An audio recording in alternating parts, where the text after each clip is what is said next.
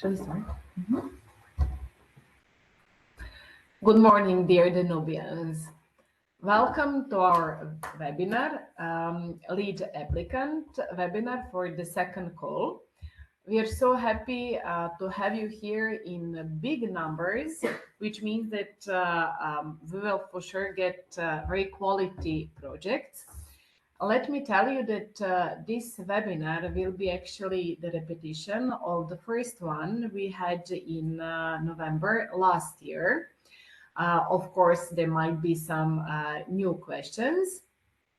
Regarding that, we got your questions through the registration you sent. Most of them, my colleagues will be answering during their PPTs. Please note that we won't answer to any questions related to the topic. In case that you have a specific topic-related question, please turn to our colleagues. You have the names of a person dedicated for each specific priority. We will have first eligibility requirements presented by Kovac Kasa Katalin. Thank you, Kata. After that, we will have a quality assessment. Horst will give you a very thorough presentation.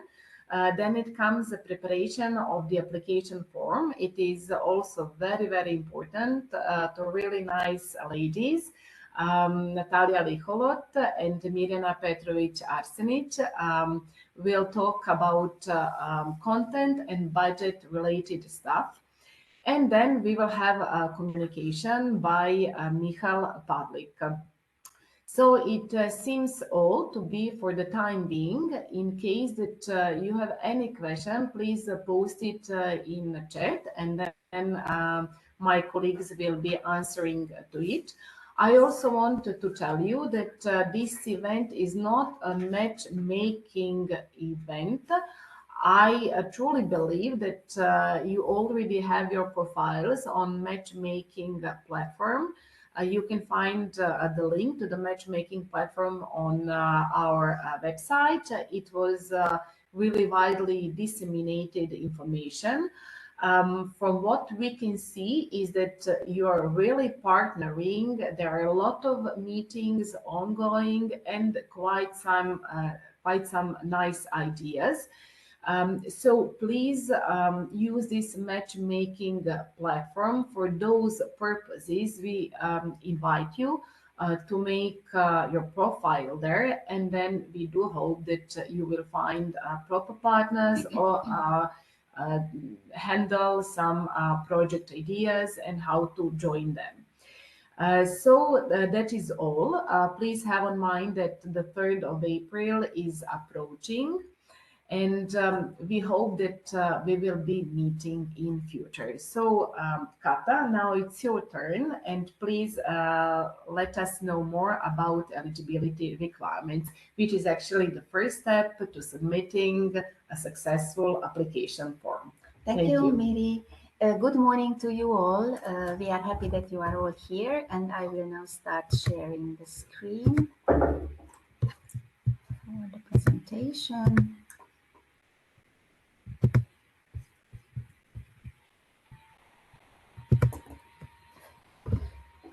Okay, so as my dear colleague Miri mentioned, we will now go through all the eligibility requirements. You know, this is the first filter you have to pass successfully to be able to go on in the assessment of the application. So it is very important to complete successfully for all of you.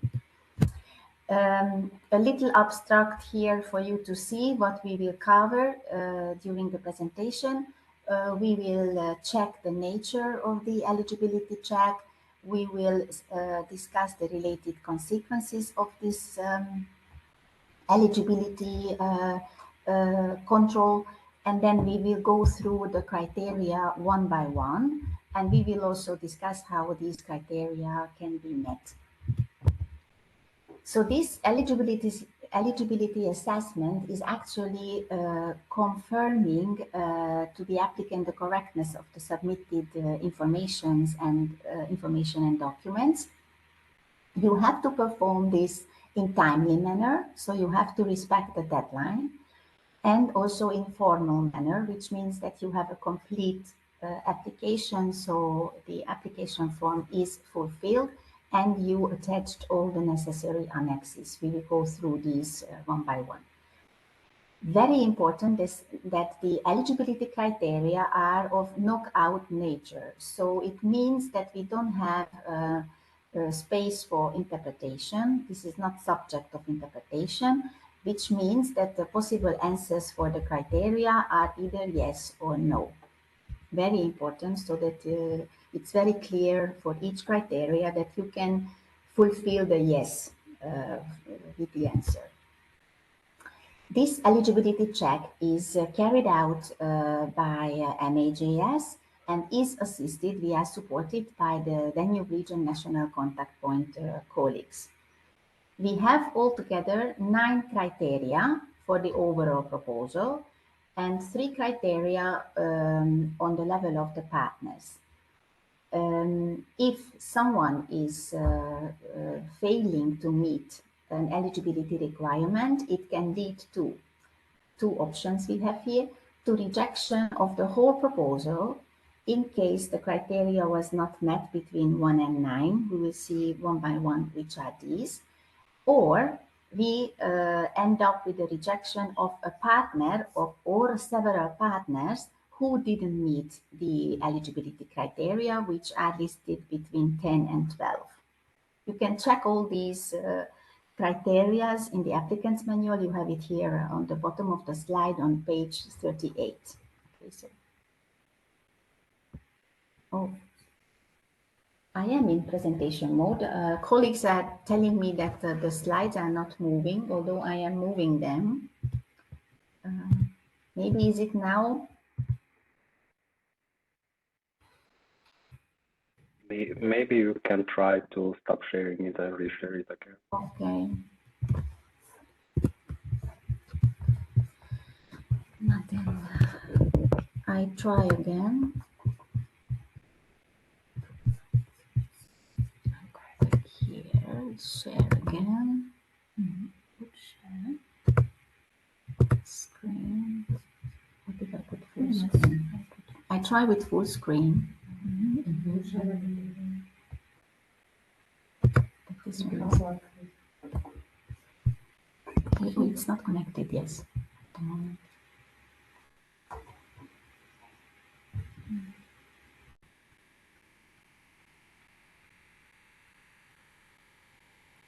Start.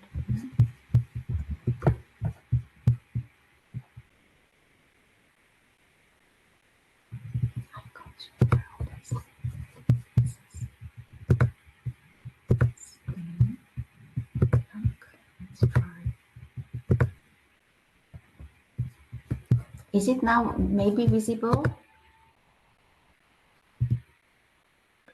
Yes, it is. So, but now it is not in presentation mode. I try if I put it in presentation mode again. Now, is it moving? No. Okay, then I go back to non-presentation mode because that was at least visible, right? That is visible now. Going forward and backwards. Yeah. Good. Then sorry for this, but I don't know why it is blocking the presentation one. Okay, so now, sorry, we finished here these general statements about the criteria, and now we go one by one. First one, that the application form has been submitted within the set deadline, date and time, which is 3rd of April, as Miri was already mentioning. So please respect that deadline, because the GEMS would not allow you to submit your proposal after this.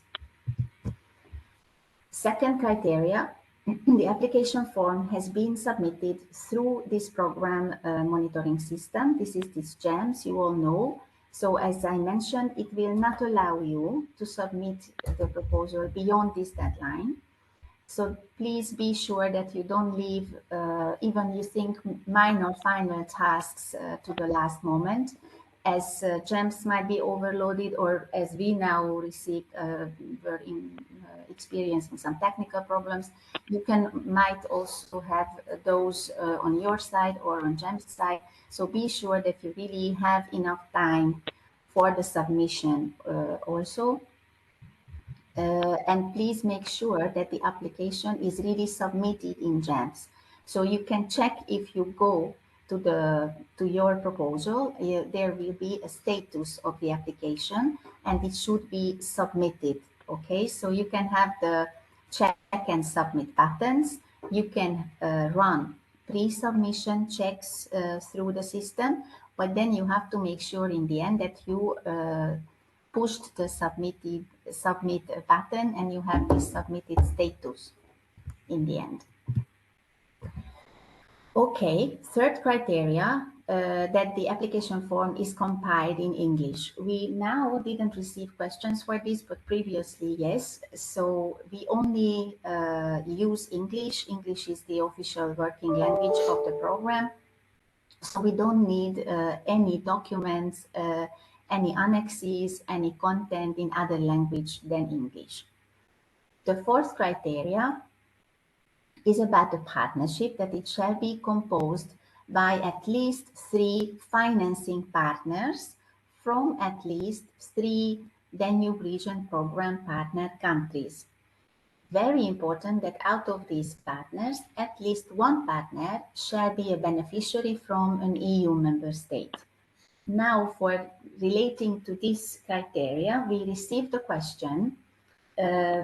Someone was planning to have Austria only as associated strategic partner, whichever state it can be, doesn't matter actually, in terms of the answer. So please be sure that if you have a country only as associated strategic partner, you still have to complete this criteria with the other countries. So you still have to have the minimum number of financing partners from the 3 countries. And then if you have an additional one in associated strategic partner, that's fine. So that would be already the issue of quality assessment criteria, how many countries you are covering, and compared to your topic, whether it is sufficient enough. But for eligibility, you have to ensure that you have at least 3 financing partners, okay? Financing partners are the ones who are receiving the Interreg funds co-financing. It is important to mention, whereas the associated strategic partners, which was listed here in the question, they are actually sponsored by a selected partner out of your financing ones, okay?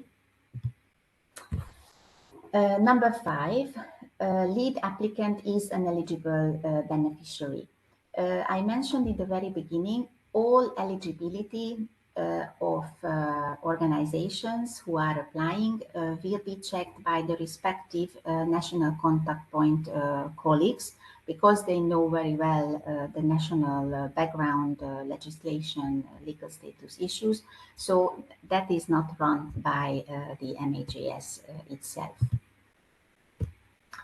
6 criteria that you have to have at least 3 joint cooperation level indicated. You can have actually 4 altogether, the joint development, joint implementation, joint staffing, and joint financing. It's up to you which 3 out of these 4 you select, depending on the consortium, but I think that actually almost all of them can apply to a transnational project. Very important that you shall make this choice in GEMS in section C7.5, so don't forget to tick and select them. The 7th criteria is completeness of the partnership agreement. Very important topic. Always a document which might have issues during eligibility and even before contracting phase sometimes. So very important that you have a scanned version of the partnership agreement which is uploaded in GEMS. And this partnership agreement shall contain all the compulsory parts which we uploaded on the website. So I will talk about this later also. Only the Article 5 you can adopt based on the partnership you actually set up. And it is very important that this document shall be signed by all the directly financed partners, which means the lead partner and all the financing partners, but not by the ASPs, so not by the associated strategic partners. 8 criteria, so we are still covering the overall criteria. The proposal must select at least 2 different program output indicators. Very important. This was in the first call, in a lot of cases, an issue that the proposals did not necessarily have 2 indicators. Very important that the RCO 87, these organizations cooperating across borders, is mandatory. Okay, so this, make sure that you select this, and additionally, please check what program output indicators are relevant for your projects. Natalia will talk about it later when she's presenting this application form preparation. So you will know a bit more about this topic as well. And please check here also, we have here the note, the applicant's manual, section 7271, and the annex 1. Also, it's very helpful for that. 9th, overall criteria. The proposal has selected, linked similarly to the previous criteria. You have to select 2 different program result indicators, which are in connection to those output indicators that you selected. Okay, so it is very important. And then we had 1 compulsory output indicator. The same way we have a compulsory result indicator. These organizations with increased institutional capacity due to their participation in cooperation activities across borders. Okay, so make sure that you check the possible options for both output and result indicators, and you make the connection between them, and you select minimum 2. 10th criteria, we already moved to the PP related criteria, which means that if one PP doesn't fit these criteria, then that PP will be rejected. So all financing PPs shall fulfill the requirements of the program. This will be checked as mentioned by the national contact point colleagues, and you have here the reference that you can check these criteria on page 39 of the applicant's manual. We have quite a lot possible eligible applicants, so that's a long list. I do hope that all of you can fit themselves into one of the criteria or options of organizations. So we can have local, regional, national public bodies, bodies governed by public law, international organizations also, private bodies also. Very important that private bodies can be non-profit and profit-making. Both can be eligible with the legal personality. Very important that everyone shall apply the principles of public procurement. And we all assume that the financial liability for all sums are wrongly paid out. And then it's very important that all these are respected by all applicants and potential partners. About private non-profit bodies, whereas private profit-making bodies, this is a top question always during eligibility phase and during the application phase. So very important that if we have a private but non-profit body, that can be lead partner, can be also a financing partner, and can be also an associated strategic partner. But If the organization is private and profit-making, then it is not possible. Okay, so the private and profit-making bodies cannot be lead partners. Very important to note. Otherwise, they can join the consortium, but not as lead partner. Now, the geographic eligibility, we also received in terms of Ukraine questions, so we will cover that also here. Very important that the direct EU financing is only for the partners located in the program area. We might get the legal entities in Germany outside the program area in case they are competent in their scope of action for the eligible area in the program, and they can have activities, or they perform actually activities for the benefit of the program area, and certainly they also shall fulfill the general eligibility rules for each organization. Then the legal entities in Ukraine outside the program area are also eligible, but very important that the implemented activities operation outside the program area must directly contribute to the objectives of the program. So if it is aligned with the program objectives, then you can have this extended program area in Ukraine. And in terms of the associated strategic partners, they can come from EU countries and from non-EU countries of the program area. 11th criteria, completeness of submitted partner documents. Now, this is also one big topic. So for each partner, we have to have the scanned documents which are uploaded, filled in, signed to GEMS. What are these?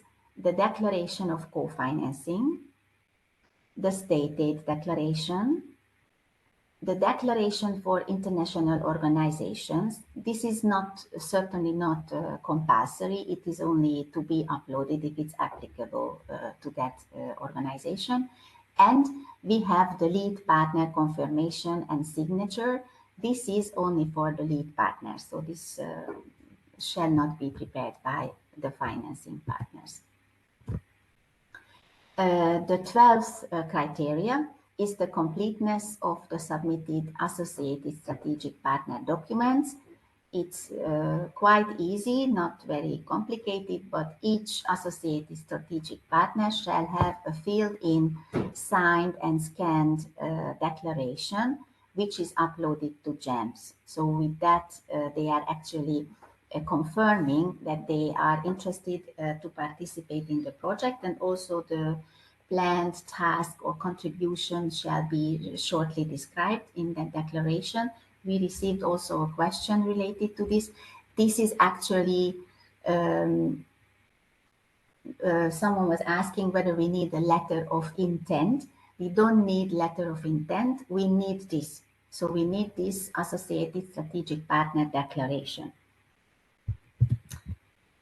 Now, what happens if some documents are missing, like these annexes, which I listed previously, or some parts of the documents are not uploaded, or we are missing some signatures? These can be completed by the lead applicant during eligibility check. The MAJS will notify the lead applicants, and you will have 5 working days to do this completion. So you can then again send these documents to us, and then we would finalize the eligibility check based on the fact how the lead applicant was actually in the end fulfilling these completion requests. So be sure that you are accessible, okay? So right after the submission deadline, these eligibility checks are being started. So please make sure that the contacts that you are indicating are the ones that you are using and you are checking regularly, because we had cases also in the first call where either the national contact point colleagues or we were not reaching the person we were supposed to, and then it caused some delays in this process. So make sure that you indicate the correct contact details. Now, again, you have here the list of the annexes. Just to sum up, it's not that bad. I think it's not a very long list, but it is time consuming to prepare them, and I have everything ready by the submission. So please make sure that you start preparing these on time.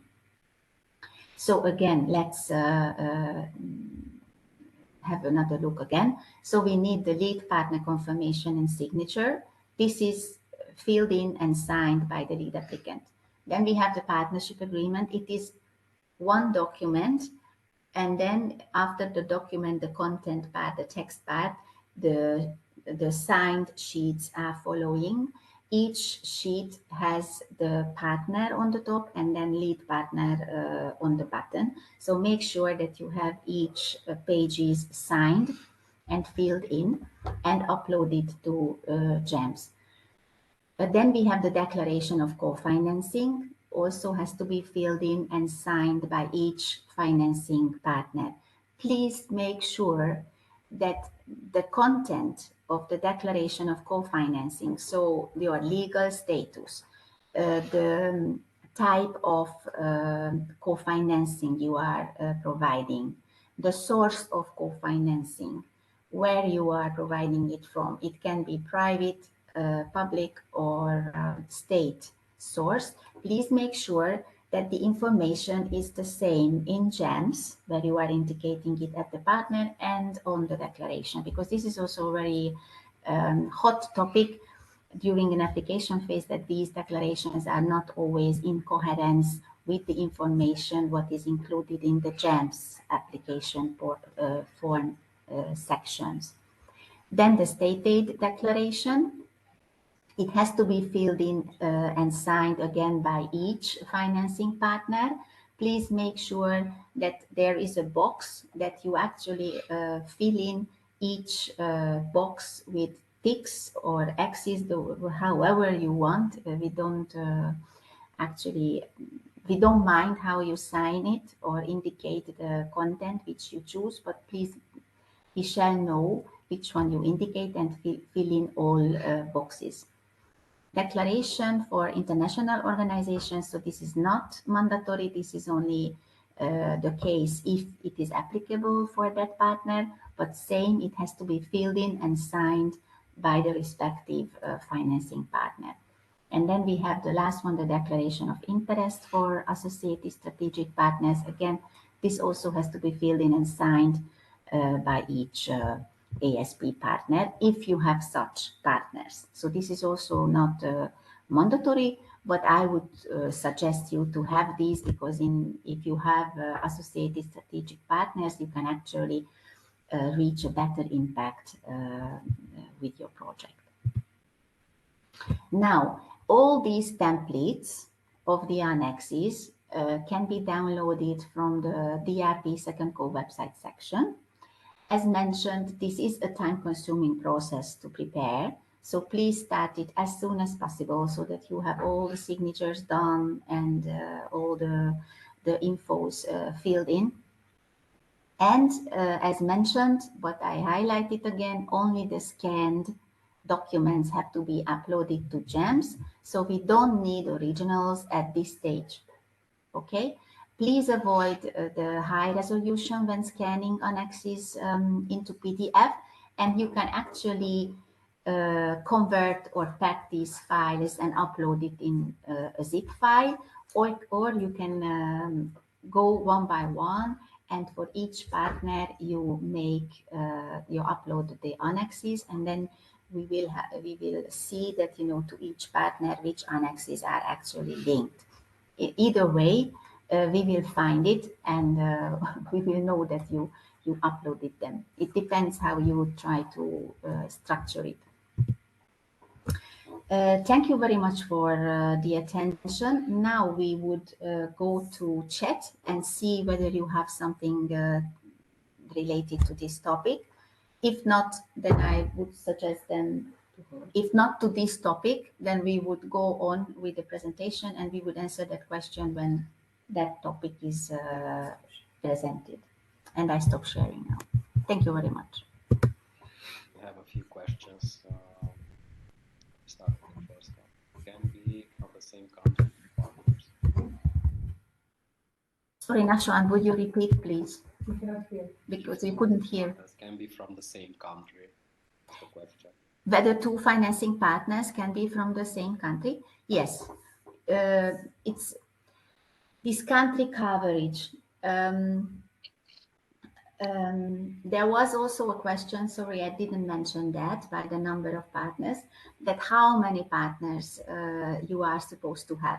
We are a transnational program, which means that we shall be distinguished not only by the topics, but also by the impact and setup of the consortium from cross-border programs. So we have this minimum number of partners indicated as 3, as I mentioned. But in very rare cases, I believe it can happen that with this 3 number of partners, you can very nicely have a real wide transnational coverage, and Horst will tell you about these quality assessment criteria, which are then actually checking the partnership setup.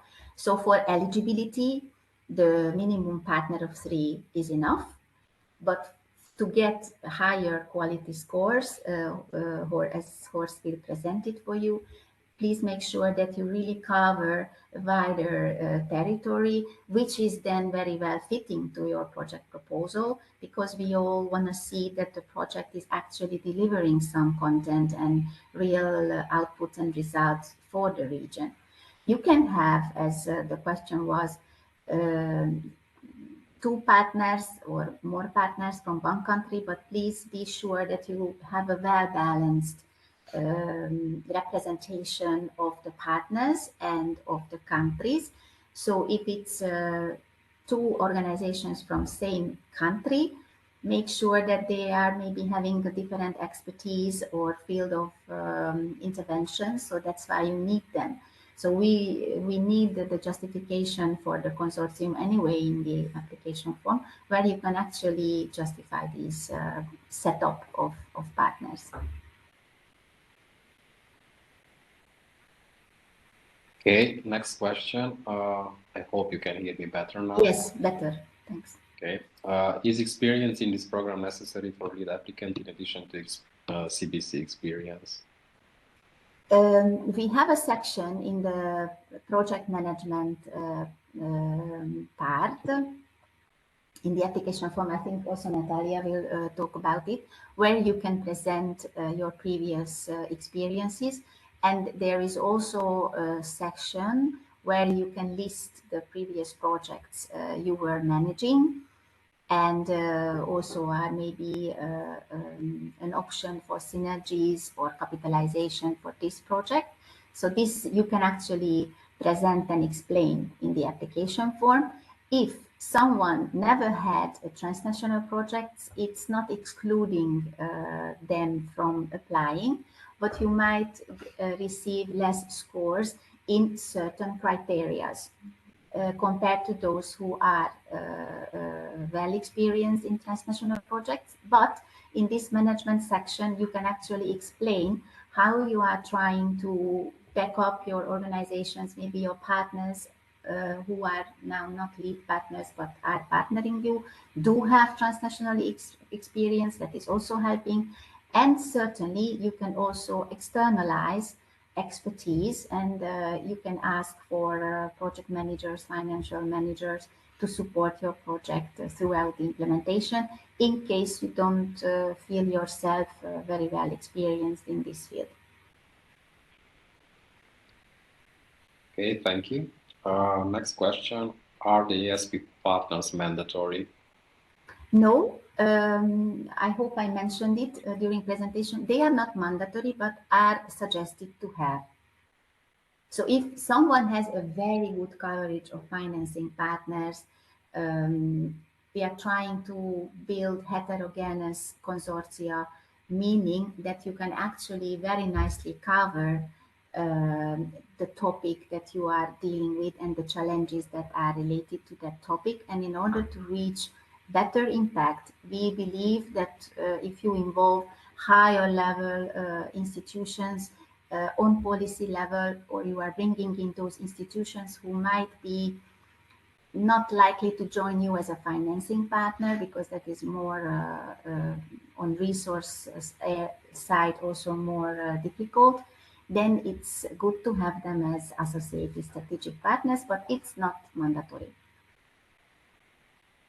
Thank you. We have one more question, but it's related to reporting and preparation costs, so we will ask it when we get there. Thank you, Nashan, and thank you very much for the questions. And as Mirjana was also mentioning, you can always... One more last-minute question. Yes. If the organization has been a winning partner in DRP or other Interact program, is it acceptable to take on the role of lead partner if there is the first time for the organization to take in the lead? Yes. So if someone has never been a lead partner, we are happy to welcome that organization as a lead partner. Even now, during the first call, we received a lot of newcomers. We are proud of that we are trying to support newcomers to the program and attract organizations. What was it? Yes. And sorry, my colleagues were highlighting the one more content part. And what we are also very proud of, that, and this is novelty of this program period, that also non-EU countries can now be lead partners, except Ukraine. So due to the current circumstances, they cannot, but all other non-EU countries of the program area can act as lead partners. Okay, and we still have two more questions. Is it possible to join as a partner in one project and to be a lead partner in another project? Yes, it is possible, but please make sure that you plan your resources accordingly. So if you are a lead partner, that's already quite a big job to do. So you have to make sure that you have a good setup, a good team, because you might get overwhelmed by tasks. So, but it can be, so we are not restricting this, but please make sure that you are actually planning it thoroughly. Okay, and the last one, is there an offline application form template available, or will it be uploaded on the program website? No, no offline application form is available.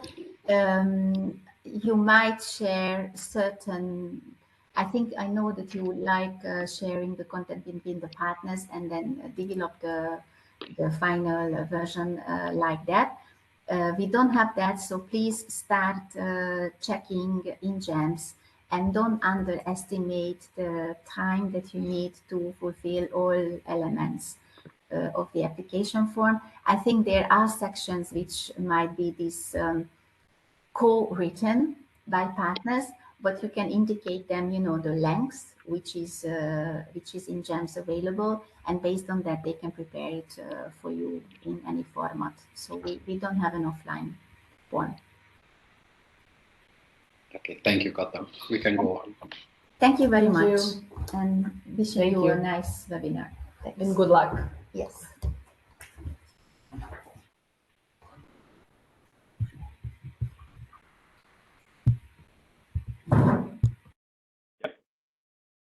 Thank you very much, Kata, for the first part of our webinar.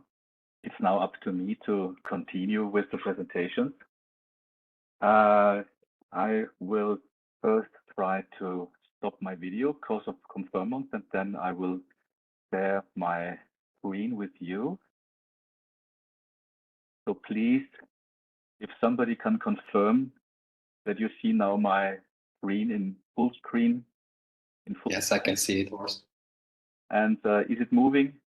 Yes. Okay, perfect. So thank you very much. And once again, a warm hello from my side. Let's go on with the topic.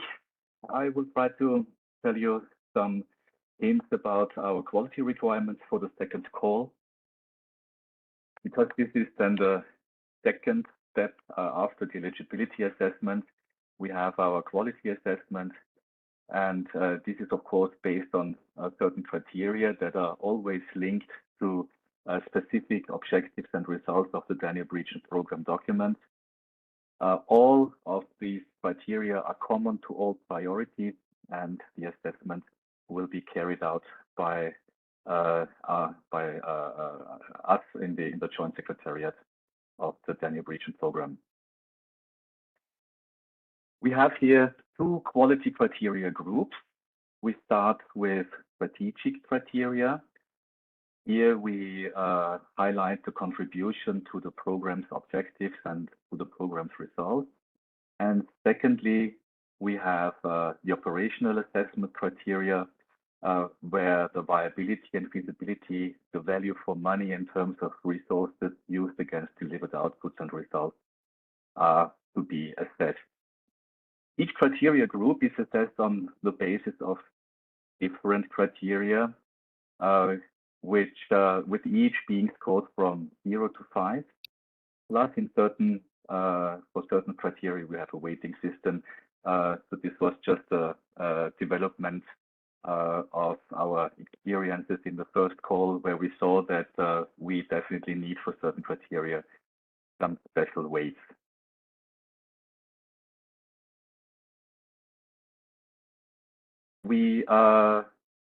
The strategic assessment is to be carried out at first, and this is independently from the operational assessment. Only projects that successfully pass the strategic assessment are assessed operationally, and the knockout threshold here is set to 60%. So in other words, you have to have 60% out of the score for the strategic assessment in order to get your project being assessed operationally. This means also that if a proposal receives a lower score than 60% in the strategic assessment, it will not be assessed operationally, and therefore it fails the overall assessment. If a proposal receives at least 60% in the strategic assessment, then it will be assessed also from an operational point of view. And the final score of your proposal is then being calculated by the weighted sum of the strategic and the operational assessment scores, where the strategic score will be 70% of the total score, and the operational score will count 30% of the total score. So in other words, the strategic relevance of your project, of your idea, is of utmost importance. For the strategic assessment, we have 17 criteria. The weight of these criteria will be 70% for the overall score. For the strategic assessment, we have a threshold of 60%, so you will have to get 60% of the maximum scores to proceed to the second stage, which is then the operational assessment. Here we have 9 criteria with a weight of 30% for the final total score. Now let's go into the criteria themselves. We start with the strategic relevance. This means the relevance for the program. Here we take a look on if the project topic is in line with the selected program specific objectives. This relevance part has received a weight of 1.4. So this has a bit more in relevance, and it is more important for us to see and to assess if a project idea is really relevant for the program. And the second thing what we want to assess here is if the project's intervention logic is coherent with the program's one.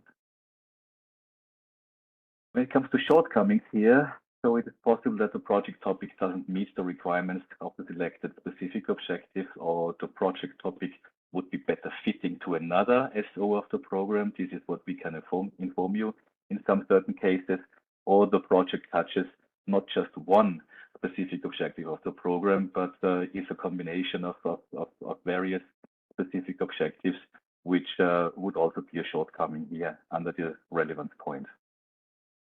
The next criteria is the territorial needs and challenges.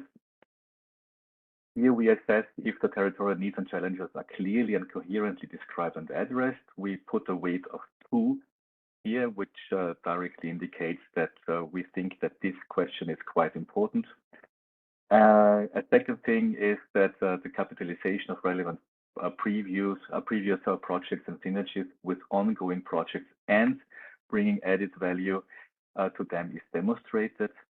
And as the last question we want to answer here is if the durability and transferability of the project results are concretely described and supported.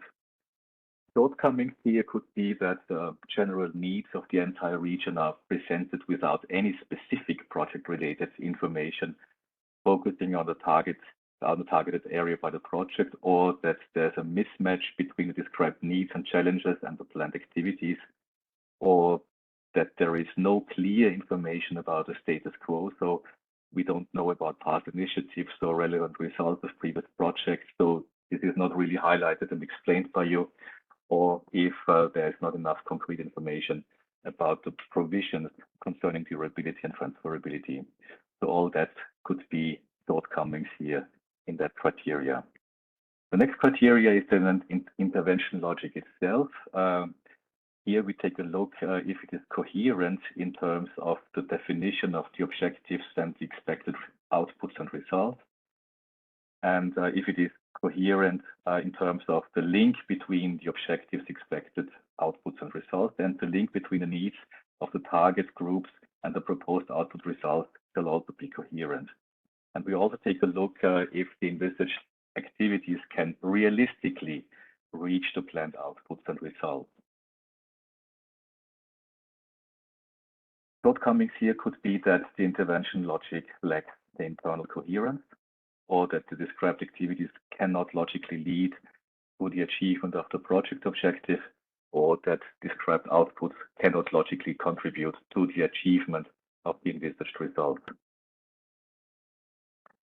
Another shortcoming could be that the project's main objective is too briefly described, or using just descriptions taken out of our own manuals, or that instead of the main objective, project activities are described, or project activities are mentioned instead of project-specific objectives, or project-specific objectives are not entirely coherent with the project activities. This sounds a little bit weird and this sounds a little bit confusing, but if you go into detail, you will see the differences between these definitions, and please describe them accordingly. Other shortcomings here in the intervention logic could also be that project outputs are presented instead of defining the project result, or that project result does not indicate the advantage of carrying out the project, or it is not coherent with the planned activities at all, or that project outputs are not sufficiently or clearly described, or that project outputs do not seem achievable as a result of the planned activities, so that it is not likely to reach the described goals. The next criteria is the contribution to EU strategies and policies.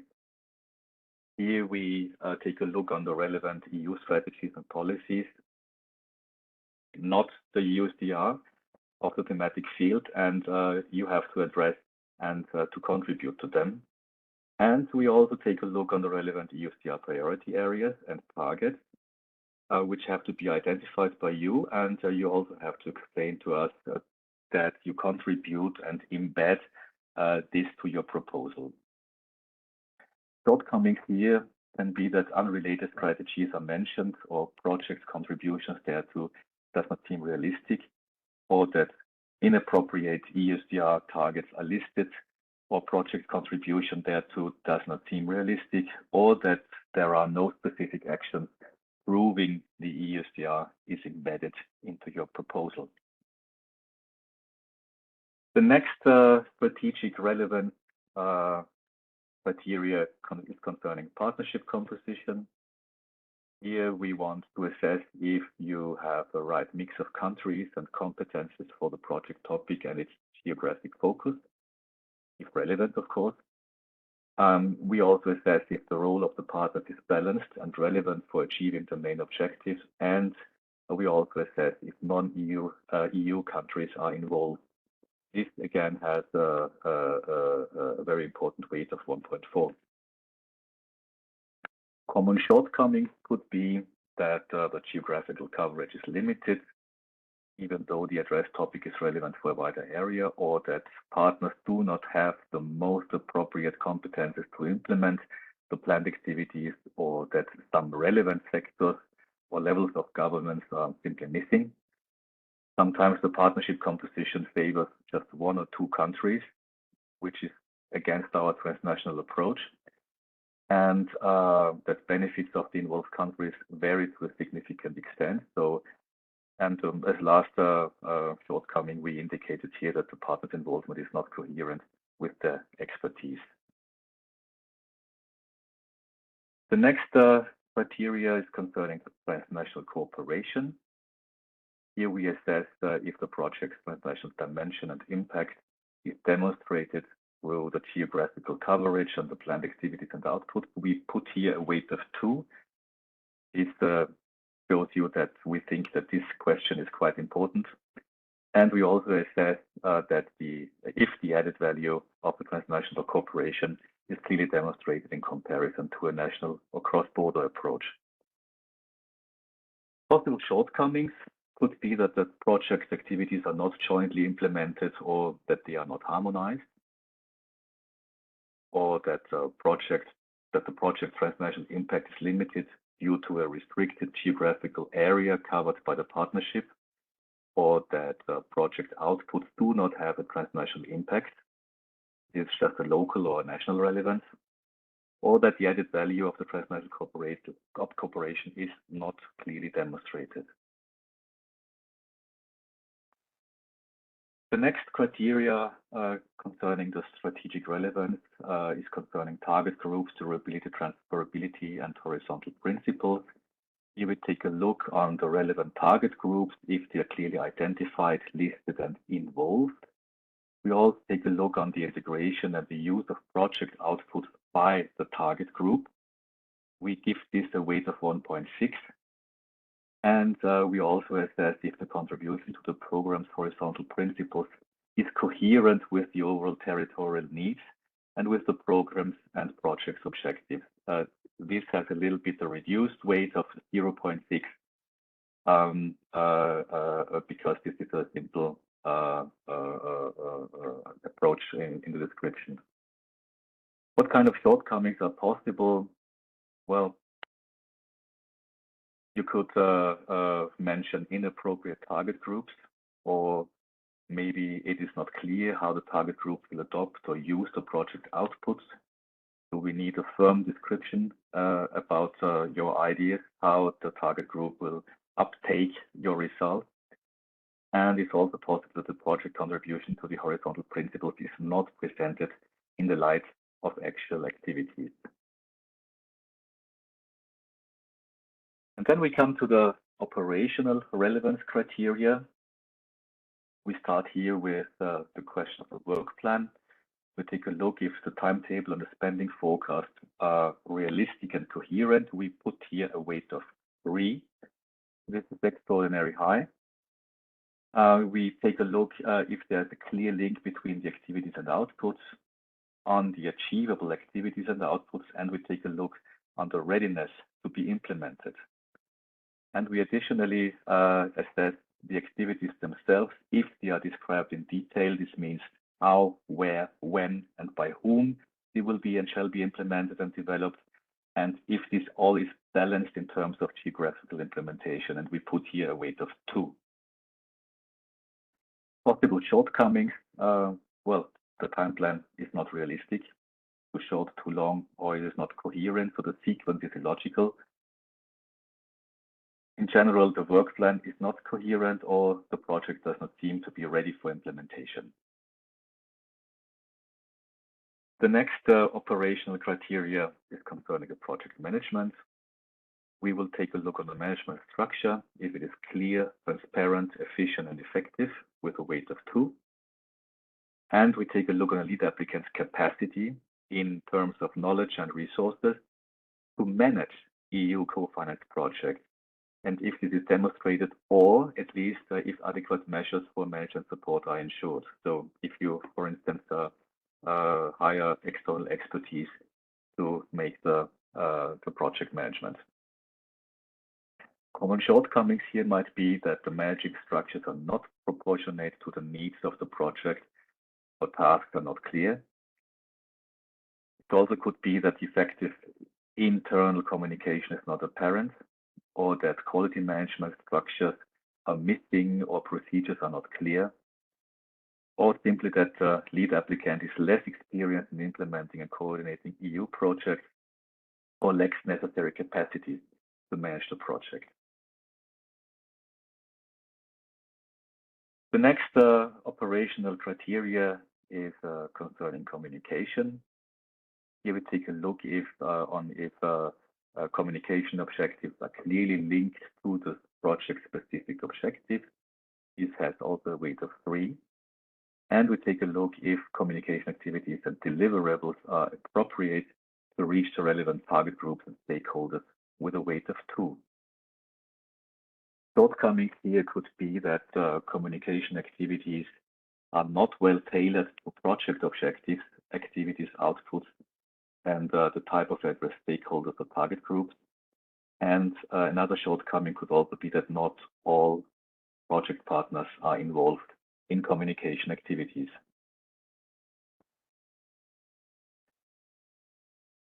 The next operational criteria is concerning the project budget. Here we take a look if the budget is allocated to each activity is justified and quantified. Again, here with a weight of 3. We take a look if the budget of each cost category based on real cost is coherent with the planned activities and involved partners, with a weight of 2.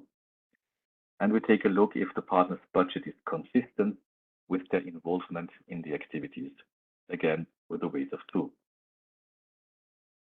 Shortcomings here might be that the budget is inappropriately distributed per project partner, or per activity, or per a specific objective or cost category, or the reporting period. It could also be that the amount allocated for external expertise is too high, raising the question of the relevance of the respective partner in the project. And it could also be that the requested amounts for equipment or infrastructure and works are not justified by the planned activities.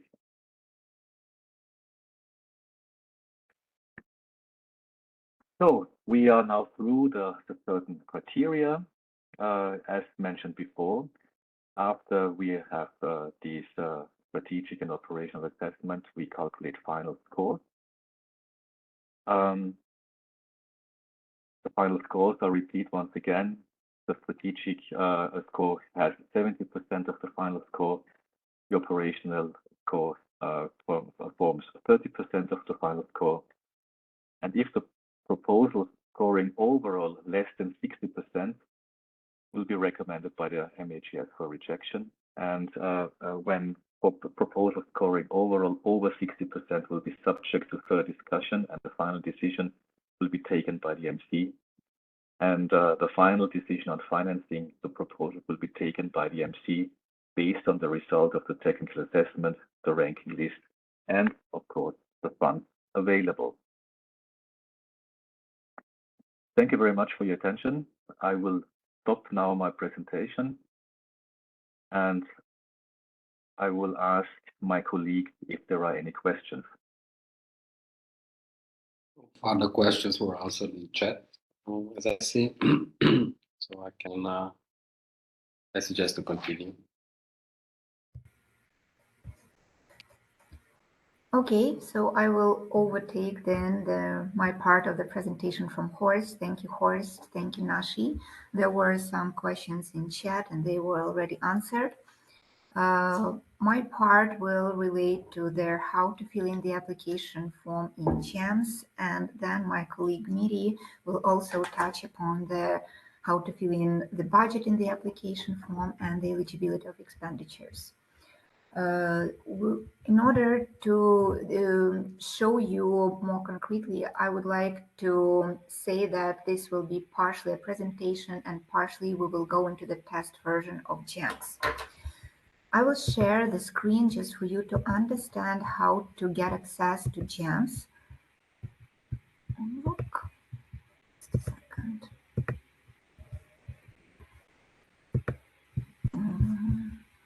Can you see my screen? Nashi, can you confirm?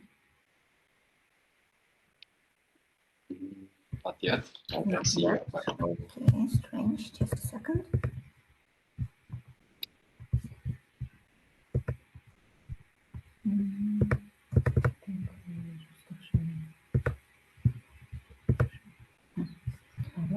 Maybe I will try now. We have some technical issues, I think. Can you see? Nope. No. Sorry for this. It can happen.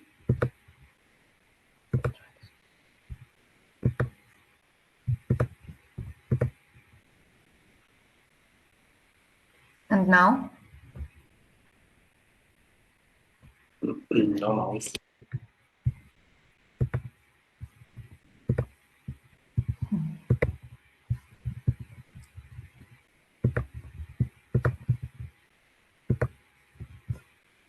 strange, I don't understand what can be the problem then. So, you cannot see anything, right? Or can you see something now?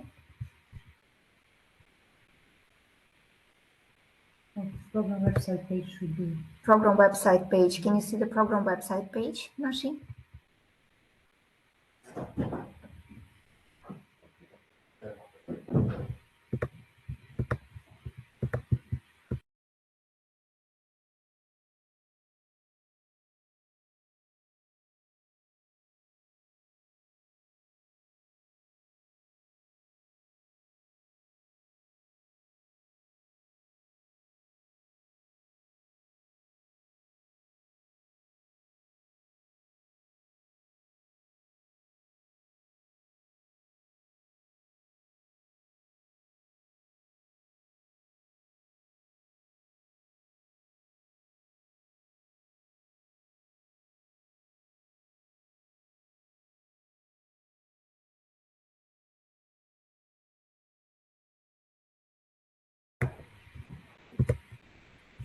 Okay, so hope you can see that my screen, and we are now at the program's website page, GEMS. So in order to submit an application form in GEMS, would you be so kind actually to confirm whether you can see that I'm sharing the screen and you can okay, super. Thank you so much for your assistance and sorry for these inconveniences. So in order to fill in the application form, I want to put a stress that only electronic submission is acceptable. You fill in the application form in GEMS. In order to get access through GEMS, you go to the program's website, to the GEMS section, GEMS login, and you can register here. Create a new account if you are not registered, and the lead applicant usually should be the one who creates a new account first. Here you need to put your first name, last name, email address, password, and then don't forget to tick here in order to prove that you accept all the terms. And then after you register, you will receive a confirmation to the email you indicated. So only after you push the confirm account, you will be registered. I pre-created the project for you, and I will go to the test version now in order to show you how it works. I will try again, sorry.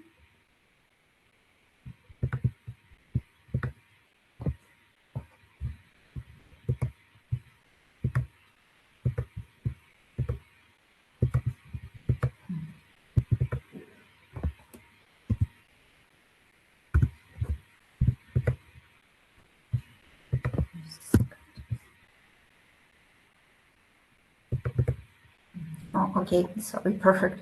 So here you can see the calls, and if you want to apply in the second call for proposal, you push the button apply.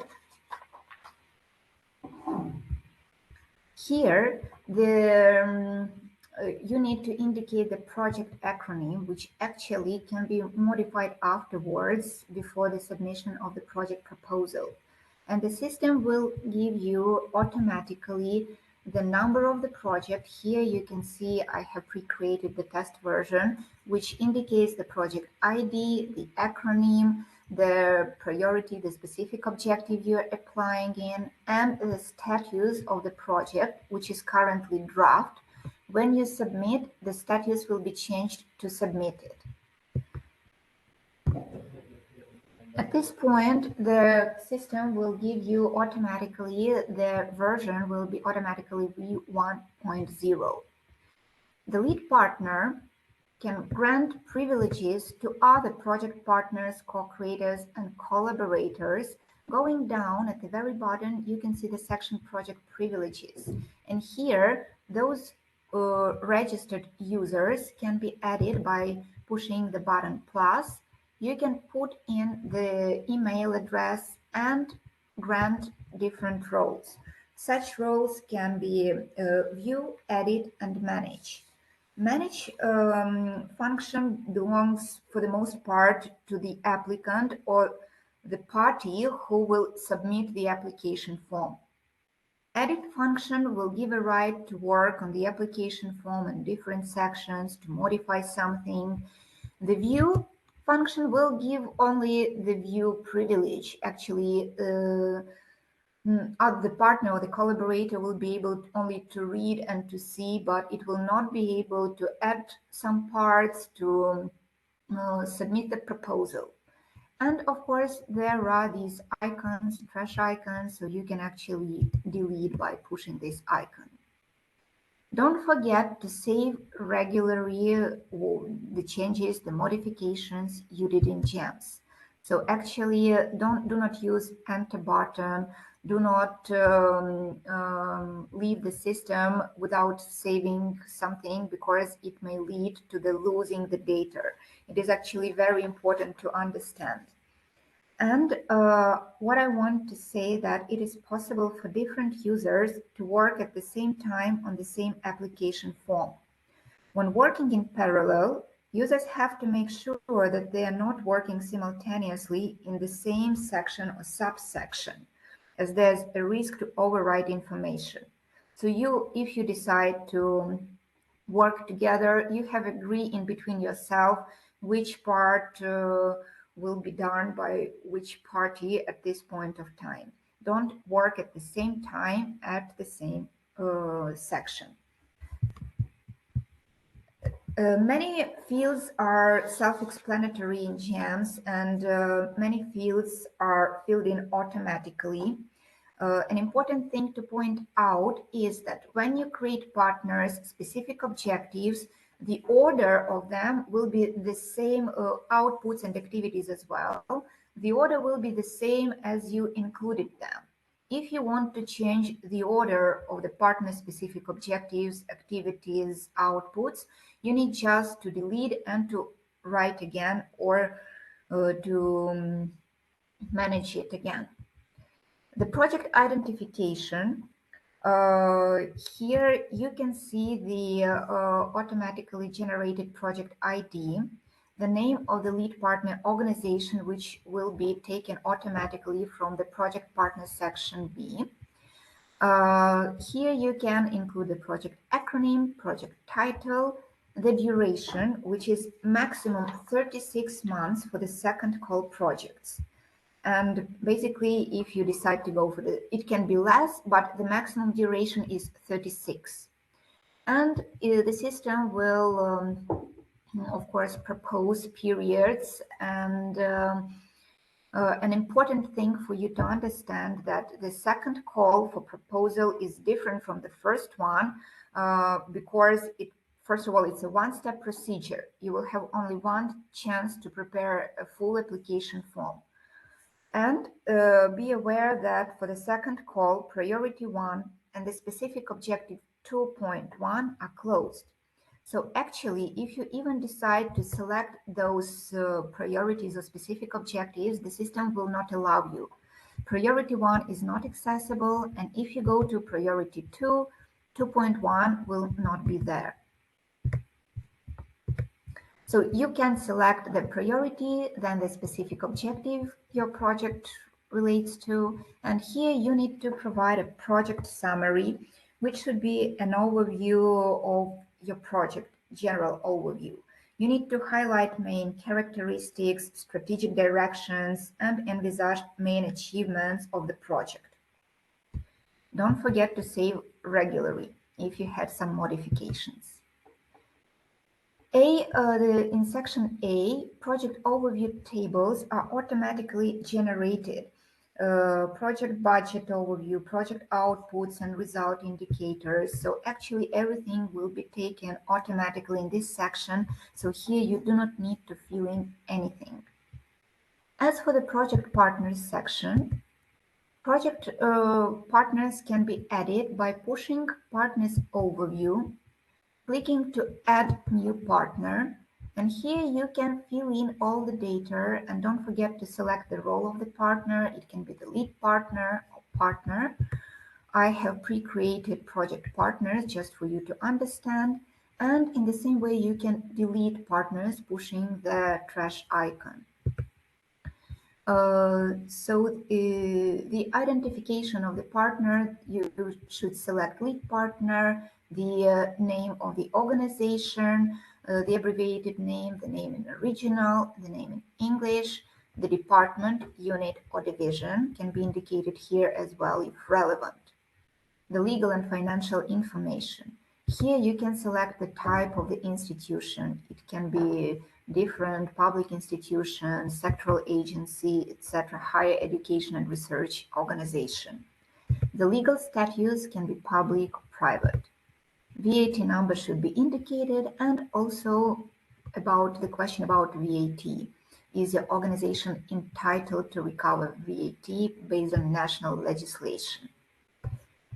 Address as well should be indicated, the country, NUTS regions, street house number, and of course, if it is the case, here it's indicated if applicable, the country, street house number, postal code, and city of the department, unit, or division.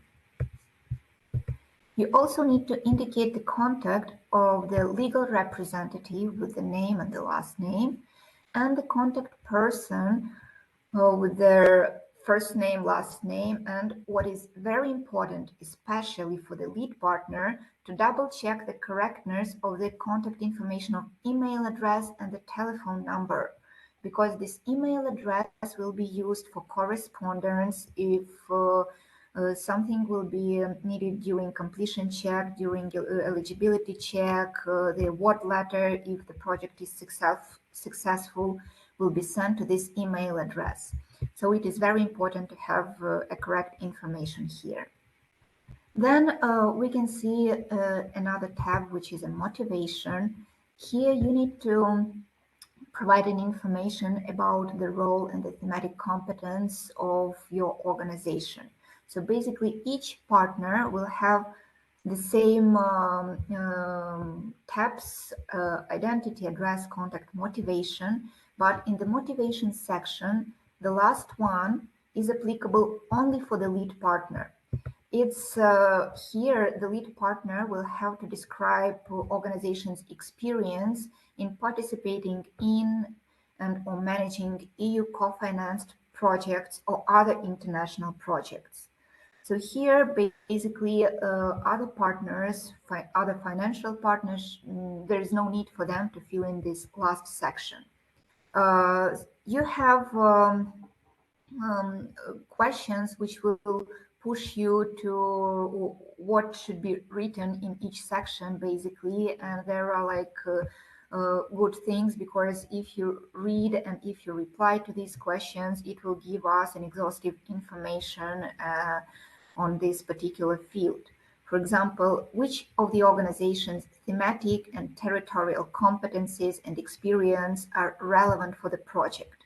So here you have to indicate all the competencies which your organization has, which is relevant for the partnership, for the project, for the particular activities. The second field is what is the role, contribution, and main activities of your organization in the project. Please indicate the proportion in percentage of the total partner budget to be allocated to project management activities. So basically here you have to put a conventional percentage. Actually, we understand that sometimes it's very difficult to indicate like the exact percentage, 1.5%, let's say, or 99. But here it's very important for us, just for general understanding, to have a clue what will be the percentage for management activities for this particular partner. I will not touch the budget co-financing tabs because my colleague Mirjana will continue talking about this. And also we have, except for financial partners, I will repeat maybe the information which you received from my colleagues. The minimum requirement is to have 3 partners. But as a rule, it is not enough to prove a transnational relevance of the project and to show a good transnational cooperation and to reach results which would bring added value in the whole Danube region. This is the minimum requirement, and but we advise you to check the website and previous projects just to have an understanding about the number of partners which we usually have. It can be from 7 to 14 partners. And another opportunity for the project is also to have an associated strategic partner, which is not a financial partner because only travel and accommodation costs are paid by a sponsoring partner for this partner, but it can be a partner which would bring some expertise into the project. It would have an extra added value. So if you want to have an associated strategic partner, you can push the button add and fill in the information about this partner. I will go to the pre-created one. It can be also an EUSDR priority area coordinators. Actually, very often projects include them. That is why for SO 3.3, I included the Ministry of Development, Public Works and Administration of Romania, because it's a responsible priority area, which can be the case because this will be a relevant ASP. Here you fill in the data about the legal representative, contact person, and the role of the ASP. And here I would also like to ask you not to fill in only like the role of the ASP, but to give us like a brief overview of the background of this organization. So what this organization is specialized on, what expertise it has, and then of course you can touch upon the specific role in the project, in which activities it will be involved, or it is only needed for one specific action or for one pilot activity. So for us to understand. So here you also have to be precise and also follow the number of characters. This is an important thing because GEMS has the limited number of characters everywhere and each field is different. So here, for example, for ASP, the maximum number is 3,000 characters. Let's move on. So project overall objective. So this is part C of the application form in GEMS. Here you need to indicate your project main objective and to formulate it properly. And you have to be realistic, achievable, and it should be concrete. So the main objective, if we read it, it should be clear what you're going to do, in which area, and indicate the change you're aiming for. The next section is about project relevance and context. So here, the intervention logic basically starts because you explain the challenges you're coming from, and with the help of your project, you are going to resolve the problems, the issues in the Danube region, and there are different fields. The first field is what are the common territorial needs and challenges that will be tackled by the project. Here you can read also, please describe common needs and challenges of the addressed territory in relation to the project topic. Here you have to be concrete both on the issue to be addressed and the geographic scope and the present status quo, avoiding general descriptions. So ask yourself, is the challenge need description concrete and specific enough to justify the relevance and added value of the planned activities and outputs? You need to concretely demonstrate that the challenge is indeed common for the targeted area.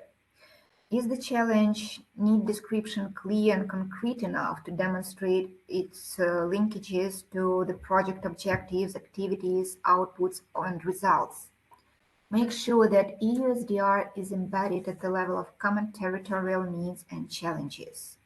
You can also check the program document, the territorial analysis.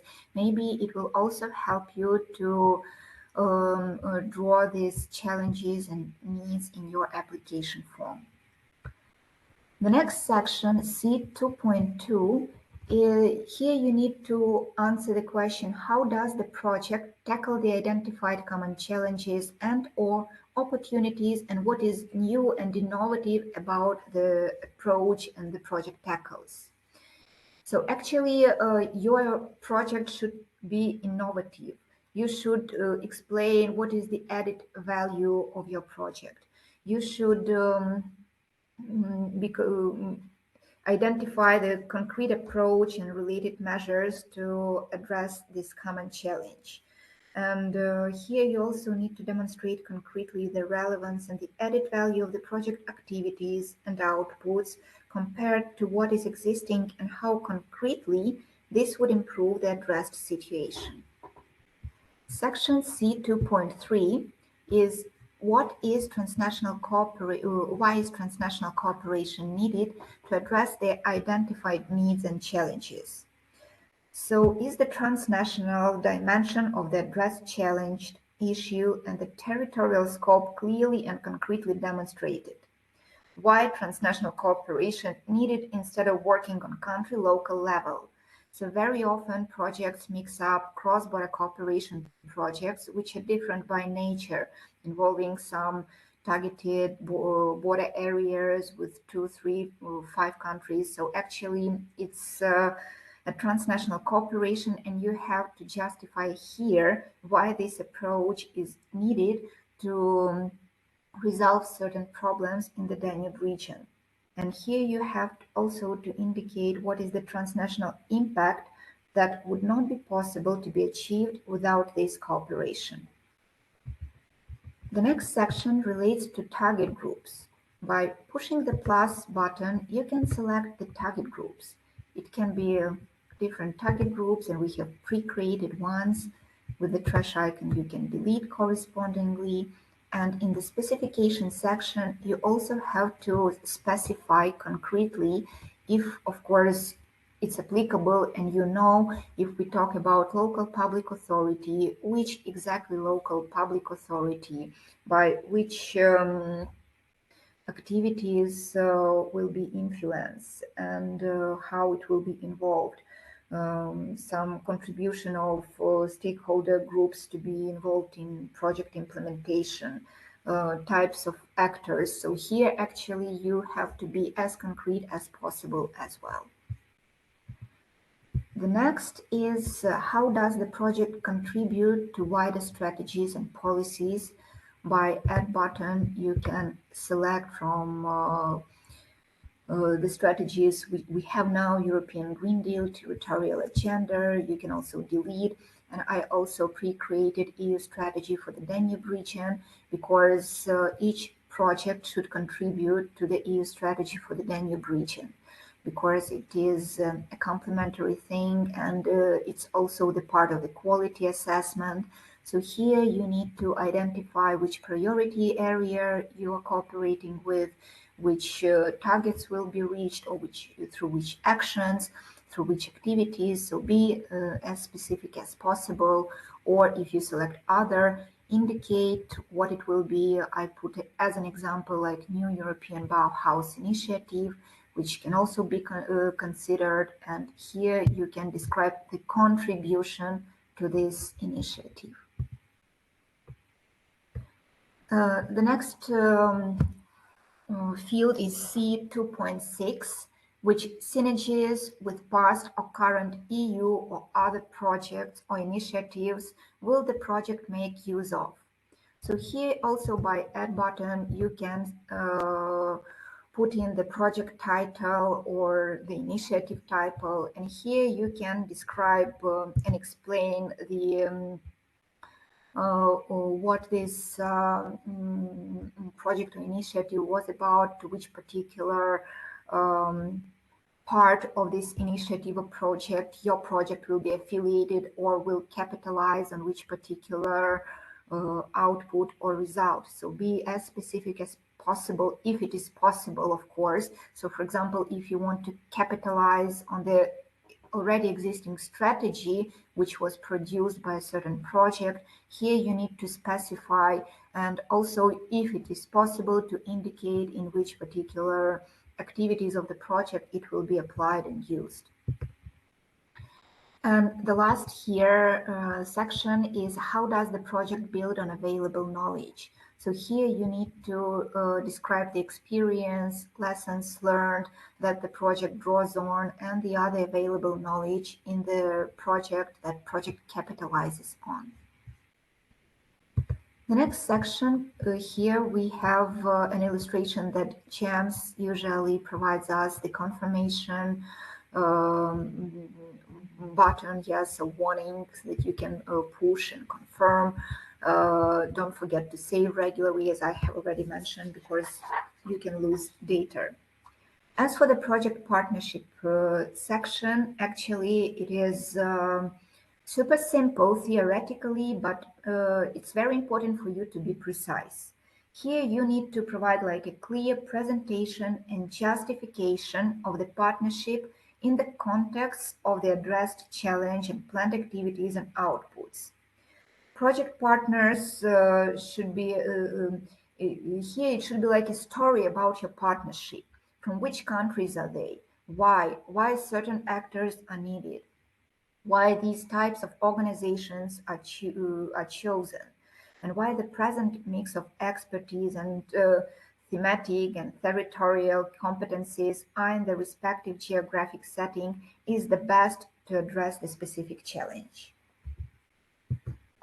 As for the work plan, it consists, before defining the project work plan, you need to understand the intervention logic, and you need to read carefully the section in the applicant's manual which relates to their indicators, output and result indicators, and get acquainted with the terminology of objectives, outputs, and results. In order to edit this section, you need to create, for example, if you want to add new specific objective, you just push this button. If you want to delete, you push the trash icon. The project should have up to 3 specific objectives, no more. It can have less, but up to 3. 3 is an optimal number. Each specific objective section in GEMS will have the following tabs like objectives, investments, activities, outputs. We will go one by one and I will explain you everything, and afterwards I will switch to the presentation for you to understand better maybe the logic of indicators, the intervention logic of the program. Here you need to provide the name or the title of the specific objective, and define also here one project specific objective that will be achieved when all related activities are implemented and outputs are delivered. Here also very important thing that under each specific objective, you do not provide only the description of specific objective, the title, but also the communication objective that will contribute to the achievement of the specific objective should be included here.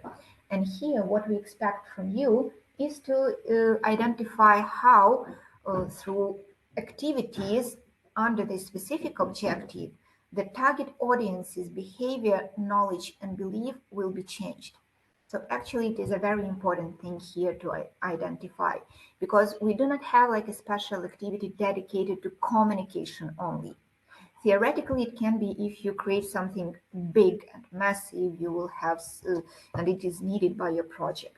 But generally, the communication objective is integrated here, as well as management. It should not be like a separate activity. It should be integrated in the project activities.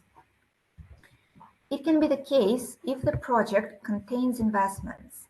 So it's also possible, but an important thing which I haven't mentioned, but for you to mind, is that the Danube Region program is not intended to be an investment program. This is largely due to its limited budget and its cooperative nature. So investments can be embedded in the project and can happen if it is really justified, needed, and they're not taking the predominant part from the total project's budget. In case you have an investment, you have to fill in this, the investment field. So here you need to provide the title, the delivery period of the investment, and the justification. You have to justify why this investment is needed, and it has to be described why what is the transnational relevance of it. Applicants shall indicate the objective of the investment in correlation with the project objectives and the involvement of the partners. So here you should provide, it's very important for the investment to have transnational relevance. So for example, from the specific objective 3.3, culture and tourism, it could be the contact points which would create an effect in the whole Danube region. So if some small scale investment is needed, it can be the case. Also, you have to identify who will benefit from this investment. Partners, regions, end users, etc. And why? And in which way? So here you have to be as precise as possible. In the case of pilot investment, please clarify which problem it tackles, which findings you expect from it, how it can be replicated, or how the experience coming from it will be used for the benefit of the program area. It is actually very important to indicate equipment also in case it is the part of investment. Afterwards, it can be illustrated in the budget of the project, but also for us not to find it only in the budget or not only in the description of the investment or project activities. It is always for you, it has to be clear that if something appears in one part, it has to be reflected in another part, because the project should have a logic. So in case some equipment is needed for investment, you indicate it here. So the quantity, what it will be, and if it will be the physical location of the investment. And if you know, you should indicate the country, the region. If for now you do not know the street or the house number, it can also be the case that only during the project implementation phase it will be known. You can specify it after, if the project is selected, you can specify it later, but at least in the descriptive part, you should indicate that for now it's only the region, it's only the city, let's say, but the location will be clear afterwards. The risk associated with the investment should also be specified here. So always there are some political risks, financial risks, so, and you have to consider and to make this risk analysis precisely. Sometimes you may need the investment documentation, some building permits, some other documents. It may depend greatly on the national rules as well. So that is why we are asking you to identify it here. And also for investments in infrastructure with an expected lifespan of at least 5 years, please indicate whether an assessment of expected impacts of climate change has been carried out. Should it be necessary, you must be ready to submit this documentation to the relevant program bodies. The ownership. It's very important for the ownership not to be changed within the 5 years after the project lifespan. So this is also very important to understand. If you produce something with the support of the program, who will be responsible for maintenance, who will own this. So that is why it is even for audit purposes, even after the end of the project, audit may come up and ask you where this certain investment is, where it is located, and who's the owner. So actually it's very tricky and maybe sometimes difficult to predict, but you should mind this. If you will go for investment in your project, it's a rather extensive part to describe. And then we have activities. I have pre-created certain activities. So here you can identify the title of your activity, the start period and the end period of your activity. Here, please be careful because the spending focused also will depend greatly on the period you identify. So when you start describing your activity in this particular field, you have to start the description from an indicative budget allocated for this activity. Please mind that the management is also included here. So this should also include management and communication activities. So it's integrated in their work plan, let's say. Also here you describe your activities or where it's going to happen, who will be involved, what partners, maybe associated strategic partners will be also involved. What is needed? If equipment is needed, you also should indicate it here.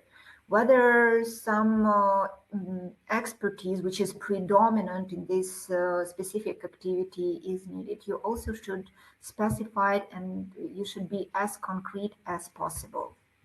Also, you can select partners involved here, but on the top of all, it's really appreciated to indicate it during description who will be responsible for what. So you can have all of your partners involved, but it will be not clear. Maybe the lead partner will have the leading role there, or other partners will just contribute with some comments or participation if it is an event or workshop or whatsoever. And also, if you plan to involve EUSDR, which is actually, if it is relevant for this activity, it should be also indicated. So actually, EUSDR should be considered everywhere, starting from the needs and challenges in the work plan, in the durability. So it's also an important thing, not just to indicate that, yes, we will contribute, but it should be visible in your work plan, in your project activities, that in this activity, these actors will play a significant role, or we will contribute through these actions to EUSDR, let's say.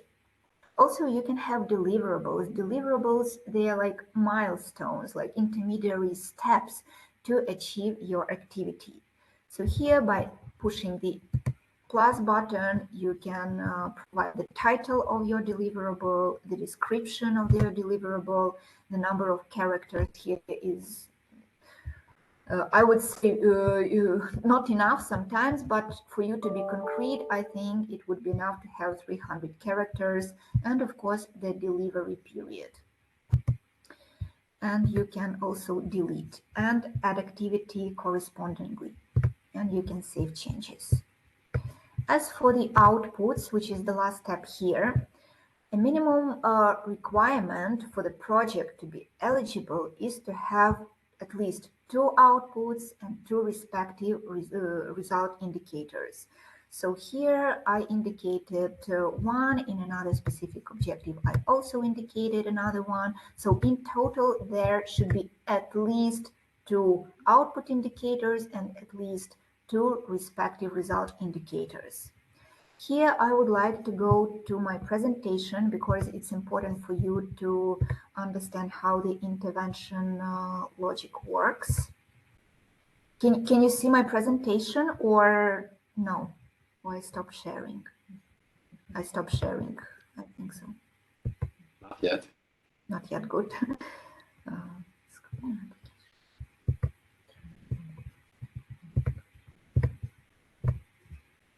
Can you see it? Yes. Super. So intervention logic is basically a theory of change. So your project is like a tool to bring a change in the Danube region. You come up with your idea, you analyze needs and challenges, and the success of your project and the results actually are measured by output and result indicators. And here on this scheme, you can see the logic behind. So basically, we have output indicators and result indicators, which are interconnected. So when selecting some output indicator, you should select a respective result indicator.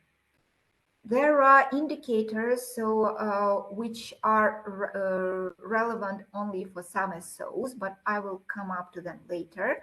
And I want to say that Kopilin also mentioned it because it's an eligibility criteria, that output indicator, organizations cooperating across borders, and the corresponding result indicator, organizations with increased institutional capacity due to their participation in cooperation activities across borders, are mandatory for all the projects.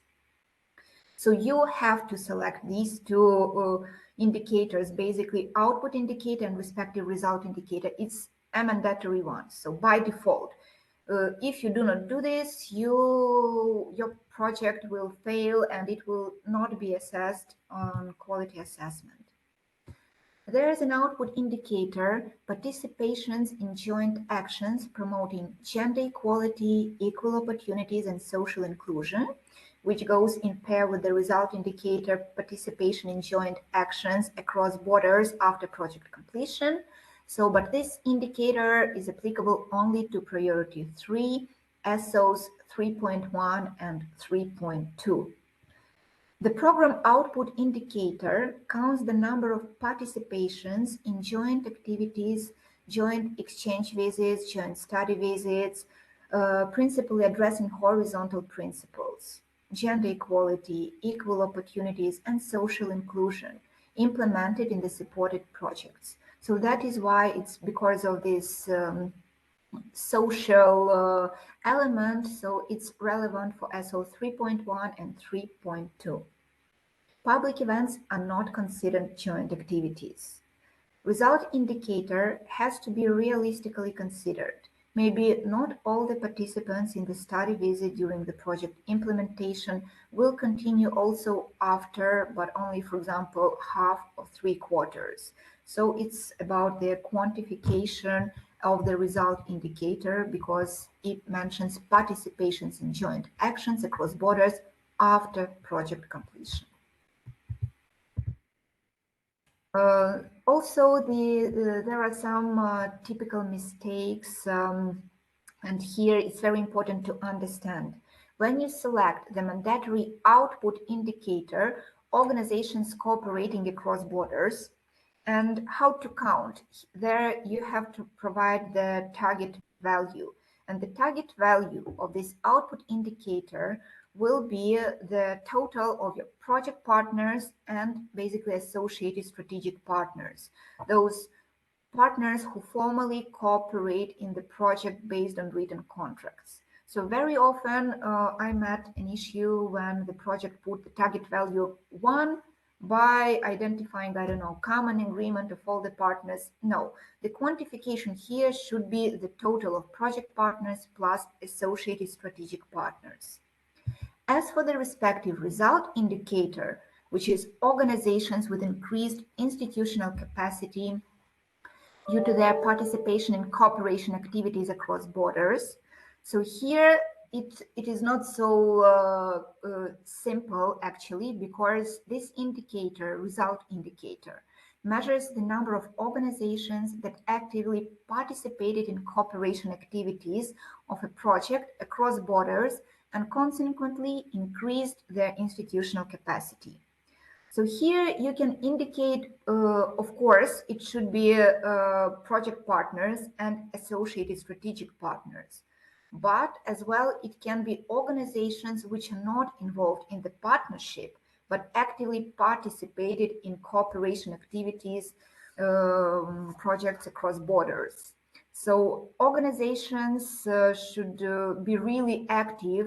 So those who are not within the partnership, and if you count them there, they should really demonstrate that they really had a significant role during project thematic activities.